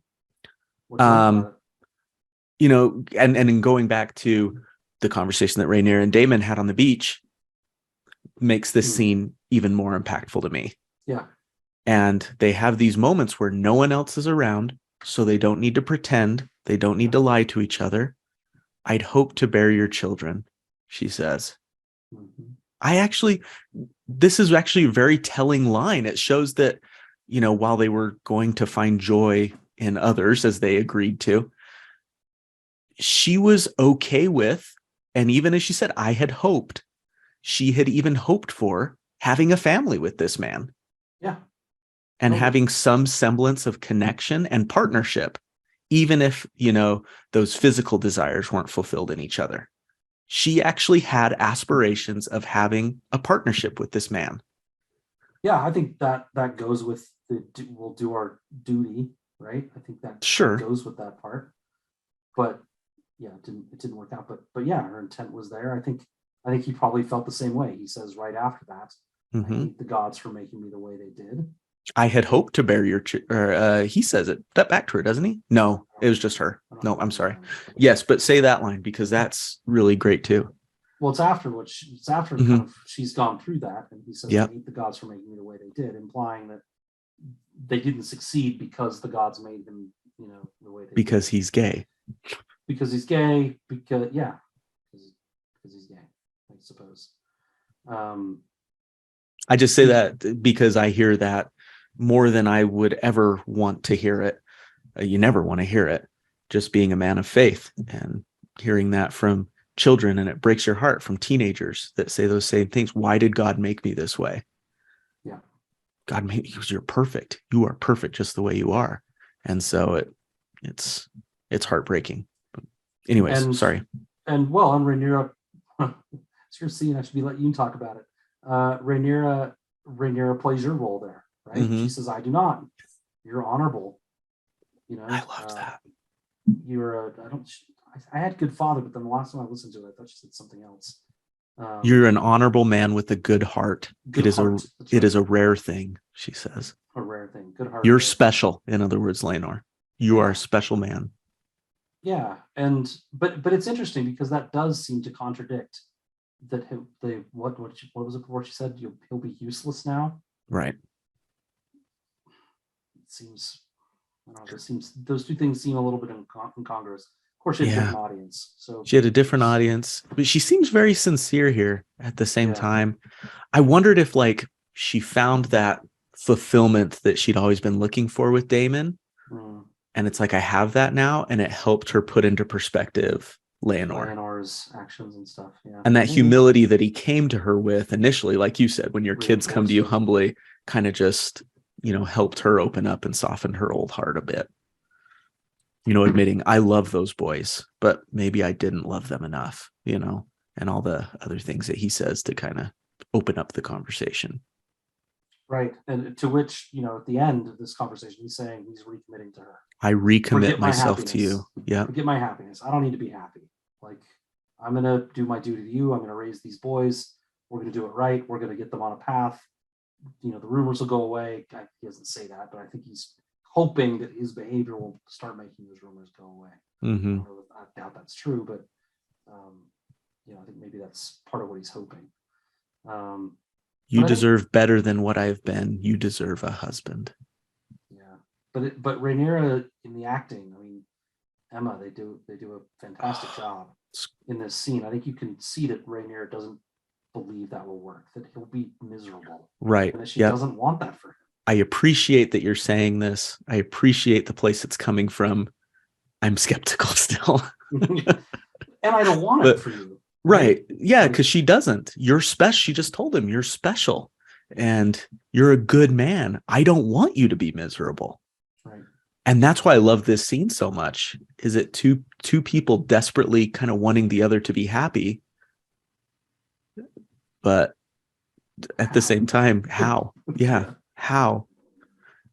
I love the little moment where she laughs. It's just this it's this beautiful little, brilliantly acted, just little laugh when he talks about when we were going to find joy elsewhere. And she does this little laugh like, oh, we were just idiots back then. We were.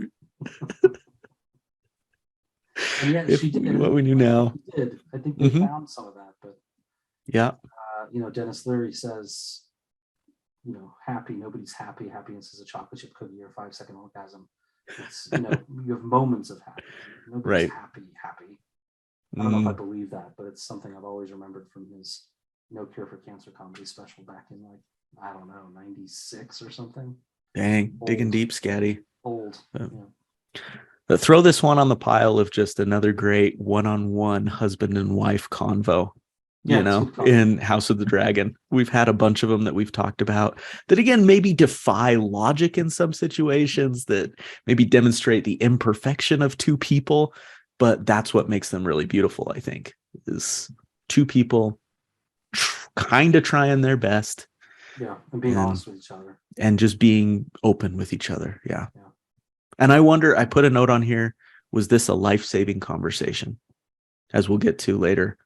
To it very short. Did this conversation save Leonor's life? Yeah, maybe. So now we get to a brief scene. Alicent apologizing to Viserys for her behavior, and also the Greens kind of departing. And the apology is pretty simple. She's really trying to make up for it and get back in his good graces, as she and Otto discussed. But really, the important part is seeing Vhagar leave with the two other dragons with the Greens.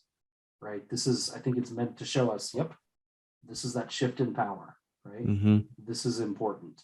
3 dragons flying away. Sunfire, Dreamfire, and Vhagar. Mm-hmm. Now, Sunfire is the youngest. Dreamfire, pretty old. Dreamfire been around a little bit. Yep. Rhaena Targaryen, Rhaena, I believe, originally. And then Vhagar, of course, the biggest, oldest dragon in the world now. The Greens from Fire and Blood also had Tessarion, who was too young at this point to be ridden or anything, but was there. We've no mention yet of Daron or who would have been his rider. Yep. For in Fire and Blood, maybe not, won't show up here. We'll see. The Blacks, though, have, I think, Syrax, Melis, Caraxes, Sea Smoke for the moment. Sea Smoke is Leonor's. Yep. So, but end of episode, maybe. Who knows? What does what does a guy leaving in a rowboat do with his dragon? Good question. Back to that, maybe. Yeah. And then Bela's got her dragon. Bela's got Moon Dancer, and would be Vermax, and Jacaerys has Vermax, right? Right. Yeah. Both probably similar ages, I would think. Maybe Vermax is maybe a little older.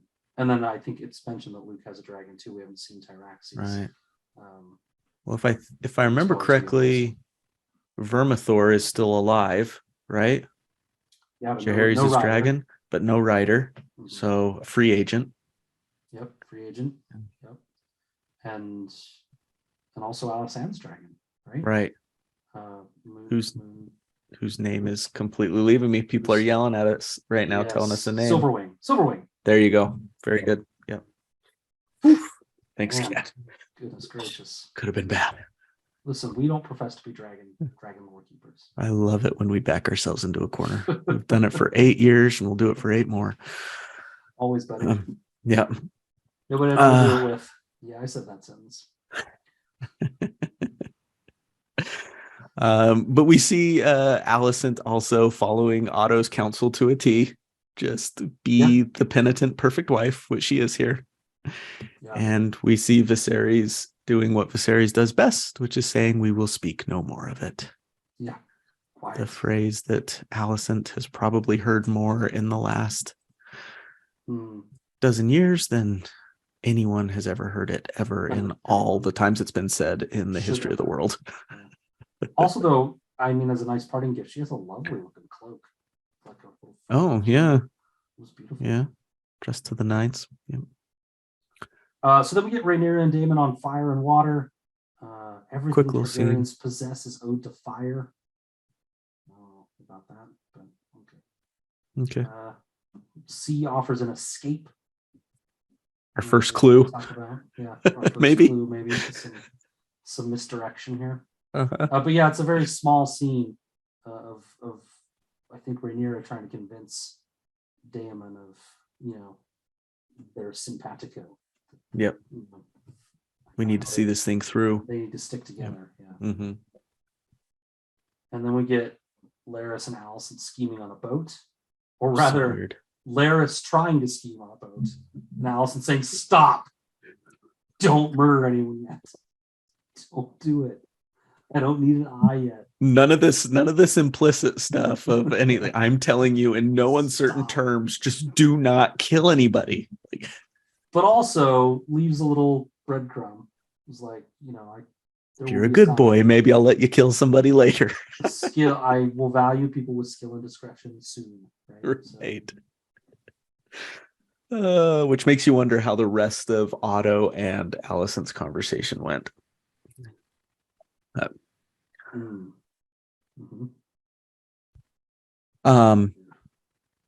Then we get to the good stuff.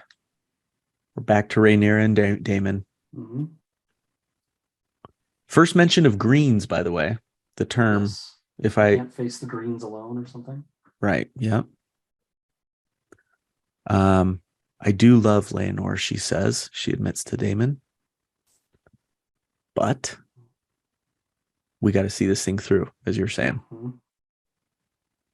We can't get married unless he dies. I know. That I know. And anyone who's read Fire and Blood is just going, oh, all right. Here it is. Could not marry unless Laenor were dead. I know. Yeah. I mean, it feels... First of all, it feels soon. I'll just throw that out there. Like, maybe give it a few weeks. I don't know how long it actually takes for all of this to play out. Like, right. Daemon goes and talks to Corey, and they got to set up the whole thing. And it may not be like over one day, but like, I think they're still on Driftmark here. They are.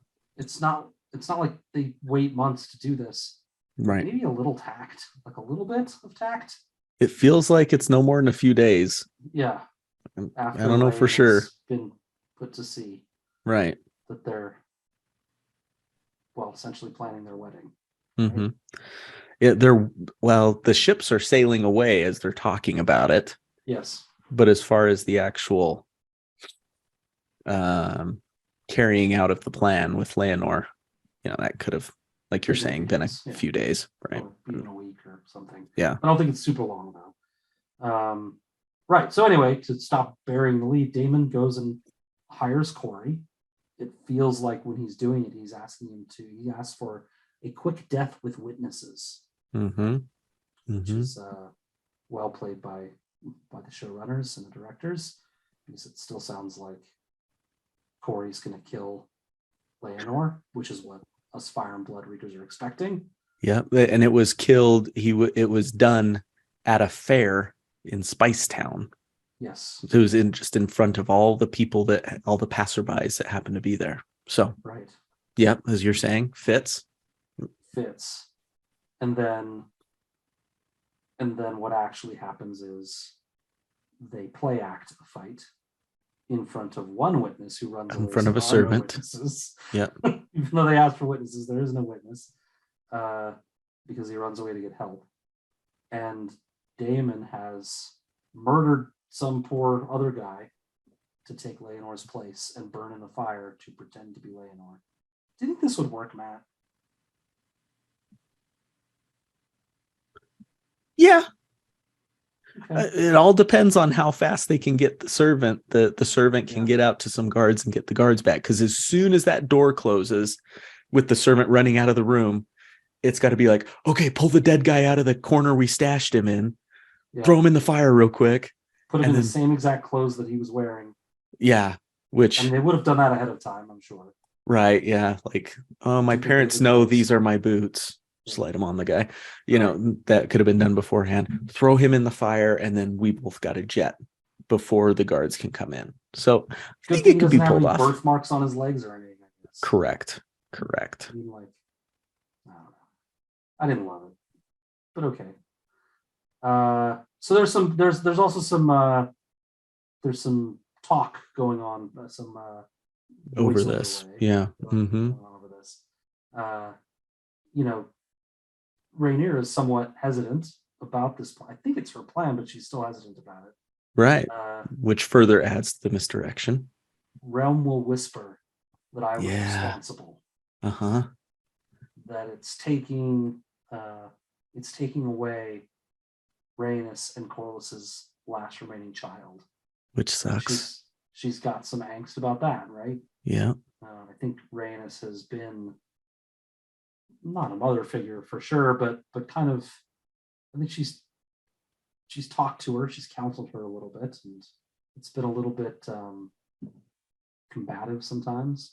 Right. But I think Rhaenyra likes them. So doing this to them, probably she doesn't love. Yeah, it's her mother-in-law, you know. Yeah, it's interesting that's a nice wrinkle to this. That Daemon wants it to look like they did this. Yeah. He actually wants there to be suspicion because he wants Rhaenyra's future subjects to fear her. Yes. And know that she can get mean when she needs to, unlike her father. Yes. Yeah, let them whisper. You must cultivate love and respect, but your subjects must fear you. They will fear what else we might be capable of. He wants everybody to think that it was them. Yes. But not be able to prove it. Right. And that's crazy. Meanwhile, they're not actually even doing it. No. I mean, they still murdered a guy. They still killed the dude and threw him in the fire. They went to great lengths to, yeah. But that's what's crazy about this one, and kind of crazy brilliant in a really twisted way. But let's establish fear without giving them enough proof to actually charge us with anything. It's pretty wild. It's wild, Scad. Yeah, it is. It's an interesting twist. Let's get to the twist and then we'll talk about it. So then we get the wedding itself. This looks to me like it happens on Dragonstone. Agreed. The mist and everything, it feels, which would make it the only scene in this whole episode not on Driftmark. Yeah. We have Gerardus there, which I think was the tip off as well. So I think it's probably Dragonstone where this is happening. They become blood brothers first before they get married. They cut their palms open and do the blood brother thing. So and do you think the stuff they were drinking, was that maybe blood? I don't know. Could be. I thought about it. Don't want to. I hope not. Let's leave it at that. Yeah.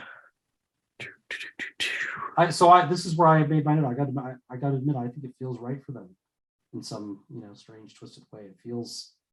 It feels right, them being married.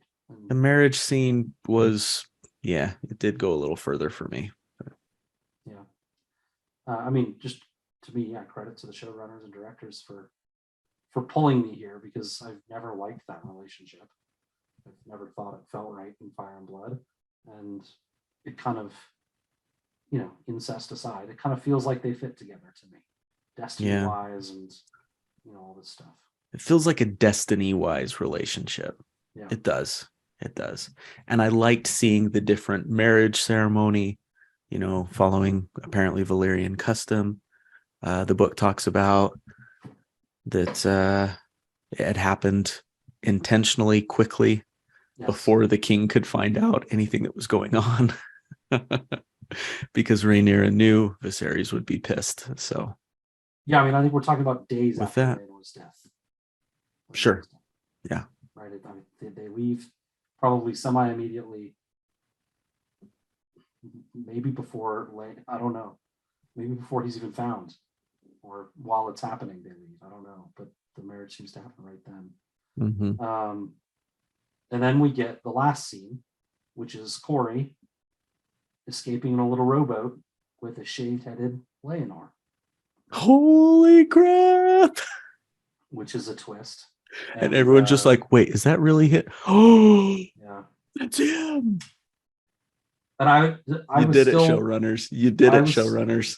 I was thinking they were going to pull the double blind on us, and Caraxes was going to come in and like shoot the little rowboat with fire. And Didn't even think about that. And trick us again, but no, they didn't.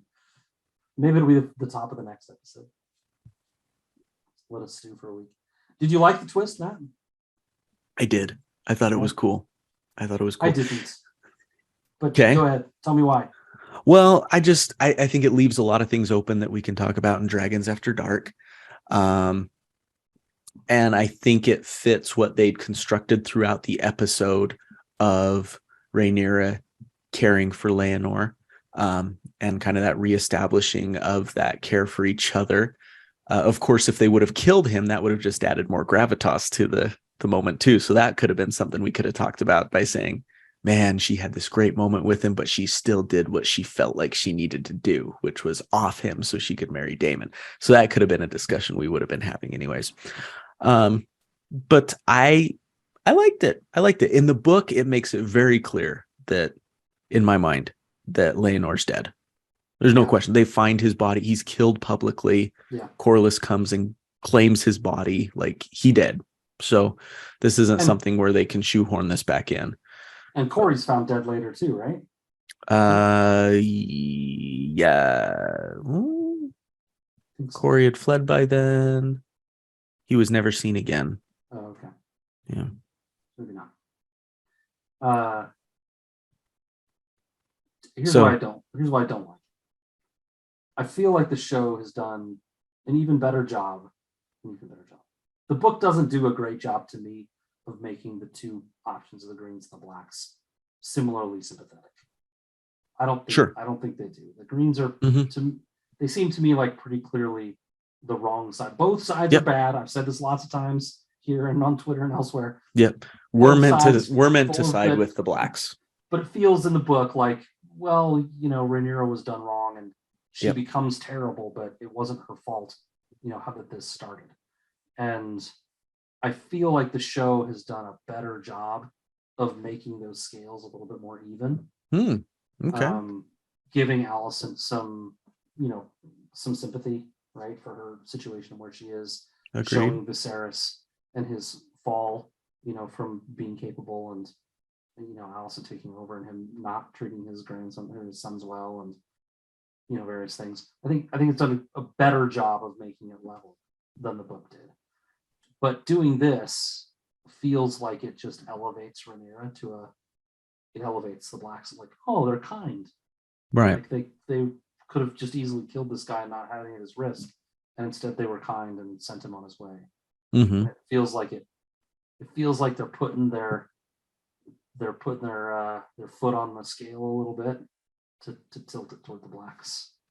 I think so. I think definitely so. And I like it. I would have preferred it to be kind of more on even terms. Right. Yeah. I think they definitely feel a need to establish a side that we're supposed to be sympathetic with. And it's that side. Is it because they don't trust humans to be a discerning audience? I guess so. I hate to compare it to Game of Thrones because it's so much better in Game of Thrones, but it was kind of that whole taking the gray out of Tyrion Lannister's character in Game of Thrones and just making him pure good guy, Yeah. And right. Somebody to root for. Right. Yeah. You just said it's so much better than Game of Thrones. Do you think House of the Dragon is better than Game of Thrones? Absolutely. Oh, really? Okay. Yeah. Far and away.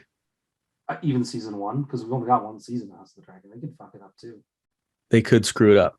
So far, the writing, the character moments, I've loved it so much. It's the type of entertainment that I like to consume, as we've talked about. Good. Yep. Good. Do you have anything else to say about this episode, Scatty? No. I don't think so. Not that isn't for our spoiler section. Oh my god, man, I just realized my mic has been hidden behind my monitor the whole day. I wonder if I can even be heard. Hope I can. I can hear you. We'll find out. Usually if I can hear you, so this is picking up. It's recording the Zoom audio, so you should be fine. Yep. Oh, good. That's good to know. Yep. Good. All right. So, If I are can we hear ready you, for- the recording should hear you. Good. 'Cause We ready? we're not doing this again. Good thing we've never podcasted before, and I don't know where to put my mic regularly. It's been a day, man. It's been a day. Let's go into Dragons After Dark. All right. Here we go. So log off, Kalasar, if you do not want to be spoiled. Starting at the sound of this tune. Doon, doo, doo, doon. Dragons After Dark. Yeah, baby. Yeah, baby. I think we should start just go straight back into Leonor. Sure. First of all, do you think that in future seasons, if and as they introduce Adam and Alan Velaryon, do you think Leonor comes back in as that? I've even heard some posit that he will return under the name of Adam or Alan, claiming to be one of them. So who's the other one then? Right? I read right. something on Twitter about somebody speculating this, and I just kind of right because then rolled my eyes and moved on. But I admit I didn't really give that it or thought. Unless the show decides to condense them down to one, which I hope doesn't happen. They both have such a critical place in the story going forward. I would hate that, right. But maybe fathering them could be a thing. Fathering them could be a thing. Yeah, mm-hmm. That's possible. Although we've seen him not capable so far of fathering children, really. But which would make it be like, oh wow, yeah, look what he, yeah. So here's the thing. If it's that, I wouldn't hate it necessarily. It's just like why? Why? Sure. Yeah. We didn't. I mean, we're so brutal in this show. We couldn't handle Leonor getting murdered. Like what?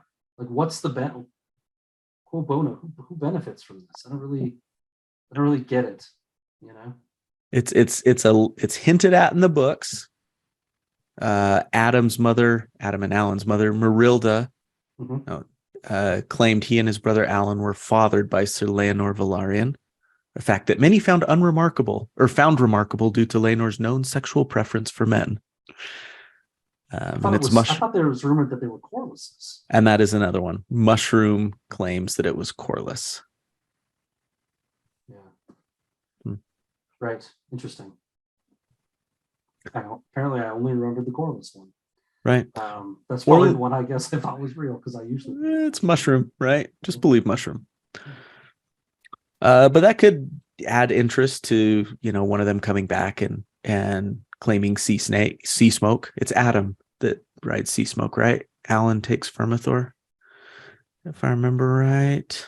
Well, Alan doesn't get one. Alan becomes Oakenfist, but he doesn't become a dragon rider. Right?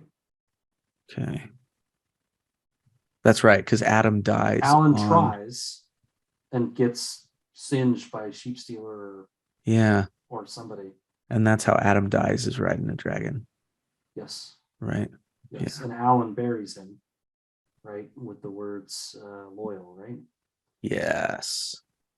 And did Adam have Vermithor? Did Adam have Vermithor? I think maybe Adam had Vermithor. Oh, so that would be a way to not have to bring another dragon into this. So they bring Adam Velaryon back, but have him take Sea Smoke, his father's dragon. Yeah. And because they haven't even introduced Vermithor in here. That would make sense in terms of just consolidating things a little bit. And I think that would be a sensible move to make. I haven't read the dance in long enough. I know, dude. It's like I can't remember what happens to Sea Smoke in the books. I feel like he gets another rider. He must. I mean, there's the two guys. It's Adam of Hull. That's why I was getting confused. Okay, Dragon Seed. That's the same guy.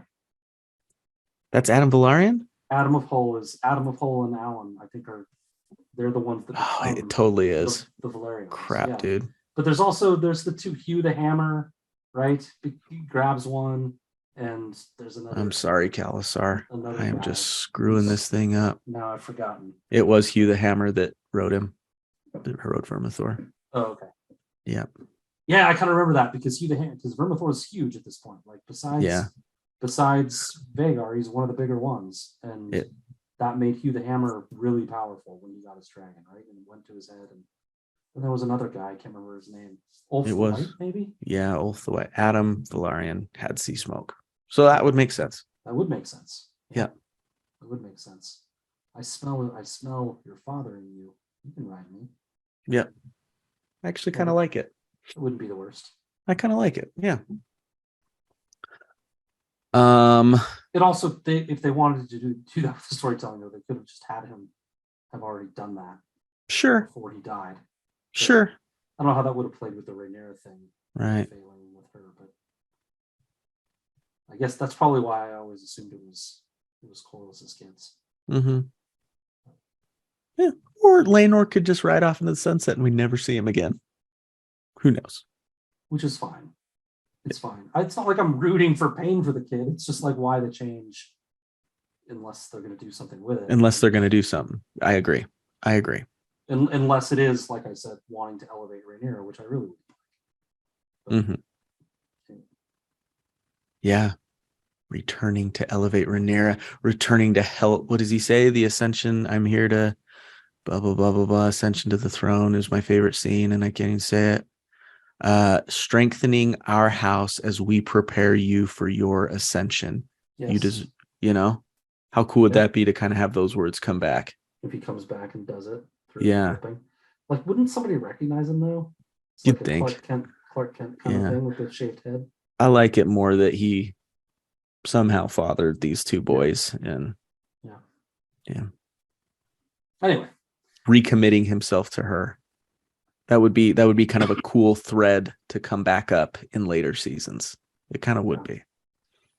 So moving on from Laenor, maybe to Larys real quickly. I don't have a lot on it, but he looks in the show like he's going deeper and deeper with Alicent. Sure. Right? Yeah. But it's interesting because in Fire and Blood, I feel like he's very much always at arm's length from everybody. Just kind of pulling. It's almost very Varys like it's pulling levers and you're not sure why he's pulling them. Mm-hmm. Right? You assume to benefit himself somehow, but you don't really know, and you don't know which things he does versus others sometimes due to the POV thing or the lack of POV and the different storytellers and accounts. But I assume he's going to flip at some point and fuck her over bad. Right? Think so? I think so. Just to bring his character back. Yeah. I'd like that. Yeah. Back to the middle anyways. Of course, Larys offering an eye that could allude to him becoming, Alicent's future master of whispers, constantly spying and everything. Yeah. It's also, I think, very literal. He would get an eye for her if she wanted him to. Yep. Don't get any eye you want. With his mutes that can't tell who they were hired by, but carry his personal symbol around. Correct. Yeah. I'm never gonna let that go. The bee. That's what Larys has on his walking stick. So it's weird. You work for him? You know that guy? You're wearing the same symbol as the criminals that did this. Mm-hmm. Strange. I can see that. Seconds ago. Maybe, he does shift back to the middle, betraying Alicent, and maybe that happens as Rhaenyra, is coming back to King's Landing and everything. We also get in this episode, I will not be a tyrant and rule through terror from Rhaenyra. Well, probably will. Yeah. I mean, maybe not if they're elevating her to be the the good guy, the protagonist, if you will. Then maybe she won't rule through terror. Yeah. Maybe this Laenor decision is a sign of a lot of changes they're going to make that paint her in a much better light, where she handles these things better and doesn't starve everyone in King's Landing to death. Maybe, or they're just trying to make her fall that much harder. Yeah.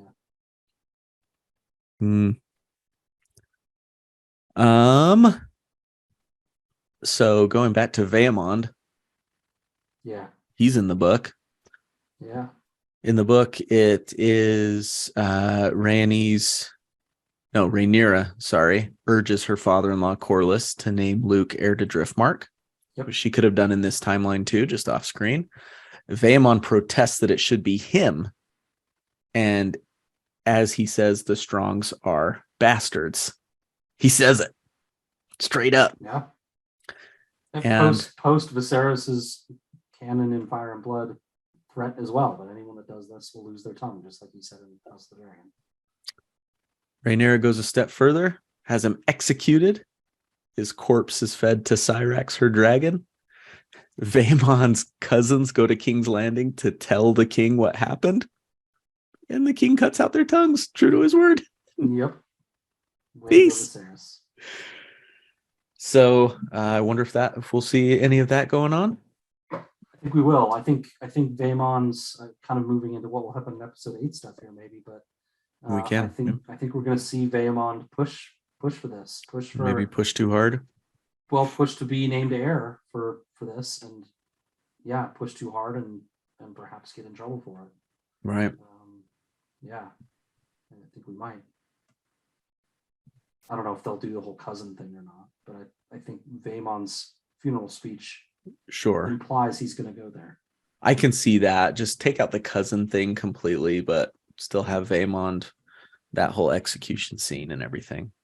Yeah. We know from the checkout scenes from next episode that we will have yet another time jump. Yes. It's 8 years.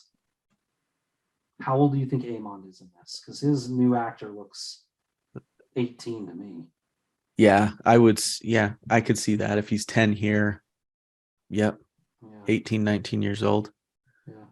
It's a guy from a television show that I like, and I know a lot of other listeners like too, The Last Kingdom. Oh, cool. It's a guy from that.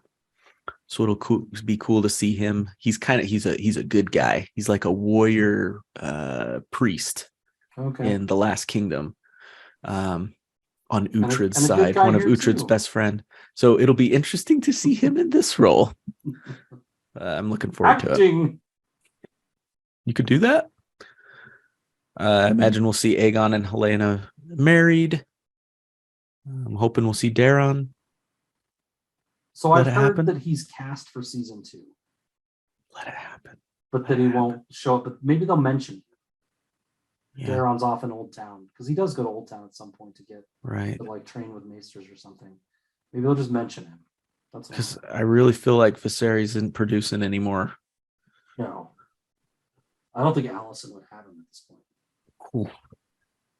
I really don't. I think she'd turn him down and be like, nah. Like I said in that one episode, when his arm was bad. Yeah. So, yep. I do wonder. Aegon and Helena will be married. I think their twins might be born. Maybe the twins already, and maybe even Maelor too. Their youngest. Because if they're really going to jump 8, so we're got 3 episodes left, Matt, and I said this at the beginning of the last episode. I still don't know what they're going to do. Not a whole lot happens in Fire and Blood between 120 and 130 when this thing comes to bear. They have done a good job of stretching this thing out, but they have, but like nothing happens. It's like they had kids, Rhaenyra had her kids, and Viserys or Aegon and Helena had their kids, and Viserys got worse, and they brought the kids to do reading in the solar, and not a lot happens. Right. They'll bring the Stepstones back, I think. Yeah, Recalio, potentially. So we'll get some time out of that. It's actually maybe like the perfect time for it. Haven't had any action in a while. So maybe it'll be a really like war-heavy episode or something. I mean, I didn't see any of that in the preview. Yeah, potentially have some stuff going on there. I don't want to see blood and cheese. And then the other part of me is just like, get it done with. So I think that'll be next season. You think it'll go next season? Well, I've been operating under the assumption that the end of this season would be Viserys dying. Either the very end, like almost the last thing is like we're hearing the bells toll as he's died. Mm-hmm. And you get like Alicent looking up eagerly or whatever, or shots of both of the queens kind of reacting to the news or something, or that he dies at the beginning of the episode, and what we get is the Green Council mostly, and Rhaenyra in the child bed, right? Yeah, and then that will kick off the second season, right? Of the posturing and the letter sending and going around to get allies and stuff. I think I'm more on with that. I think Viserys dies episode 9. Yeah. I can see that. Or very beginning of 10 or something, but which would probably put blood and cheese, like you said, in season 2. I would think so. I wonder if we will see what happens in the books. We talked about this last episode with those Velaryon cousins sticking together and being betrothed to each other, as happens in Fire and Blood when they're much younger. Jace is betrothed to one and Luke to the other. This happens when they're like toddlers, 6 or something. Yeah, they're Jace and Luke are 4 and 3, and the twins are 2 years old. So actually, the ages seem to line up. They seem like they're all within that age range of closeness to each other, and I wonder if maybe they'll move that up, and Daemon and Rhaenyra decide we got to keep this all together. Let's keep our kids together, and we already see a certain closeness to them. I thought it was a really sweet scene when Jace and one of the twins, I don't know who it was, held hands there, and it was Baela earlier in the episode. So I wonder if we'll see that. Yeah, it would be interesting. Like you said, in Fire and Blood, it happens when they're much younger. It happens when Laena is still alive. Yep. Right? And they agreed to marry their kids to Rhaenyra's kids. Now it's Rhaenyra choosing to marry her kids together. Her stepkids, yeah. And Daemon too. Right? They're stepkids. It's a little bit weirder. But fuck, it's Targaryens, man. Yeah, I mean, this is still this isn't even as weird as it could get. So yeah. So it wouldn't surprise me. I mean, we do need. They could manufacture some other reason, but we need some reason for Luke to turn down the Baratheon girls when he arrives, right? To start off the whole blood and cheese thing. So, yeah, I think it's likely.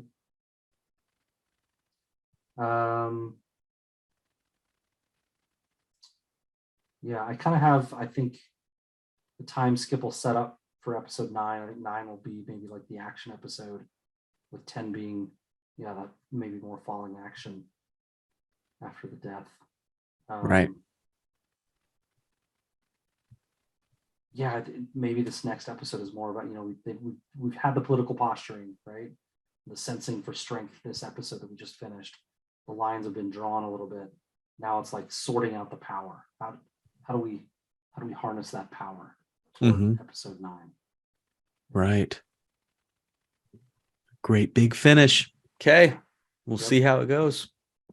Yeah, I think that's all I've got. Oh no, I think Rhaenyra is going to have 2 kids during the time skip too. Both Viserys and Aegon. Yeah. Bring it on. I mean, you need Aegon. I figure Aegon might have just been conceived in this episode. It might be fun to see that reaction of Alicent finding out when Aegon's born, and how she reacts to the naming. Yes, could be fun to see. I'd love to see her do it. Yeah, she's fantastic. All right. We ready to sign off? I'm ready to sign off. Thanks for joining us, everybody. It was a fun chat, Scad. This is Matt signing off without a song lyric or anything, but with a recommendation. Go listen to our friends, B-Word and Steph, and their new podcast, Kissed by Fire. It's a lot of fun with 2 of our favorites bantering about, and also really giving some nice in-depth analysis into some fun topics of House of the Dragon and Fire and Blood and A Song of Ice and Fire in general. This first episode, they've released one episode so far, all about mothers and also just women in general and how they are portrayed in House of the Dragon. Check it out wherever you get your podcasts. Well, no fair, because you stole mine. I was going to do the same thing, so I'll just Heyo. double down on it. Double. B-Word has been with this podcast for following us for a long time, and we've been friends for basically that whole time. One of our first guests on Meet the Kalasar, great friend. Steph came to us a little bit later, but has been vocally supportive and very funny and a great friend in that short amount of time. They're both wonderful humans, very fun and funny and raunchy sometimes. Go give it a listen. Kissed by Fire. Find them on Apple Podcasts, various other places. Spotify. Definitely go do it. I probably just repeated everything you said, but it's worth repeating. Double down. People. Double down They're for our people. friends. Go listen. Yeah. And Kalasar, start a podcast. Do stuff like this. It's fun. We love to see it. Yeah. It was like news of the week for us. We love having our friends do stuff that fulfills them. So go do it. Yeah. Jump in. All right, Scatty. Good night, pal. Good night, Kalasar. Talk to you next week. Bye. Bye.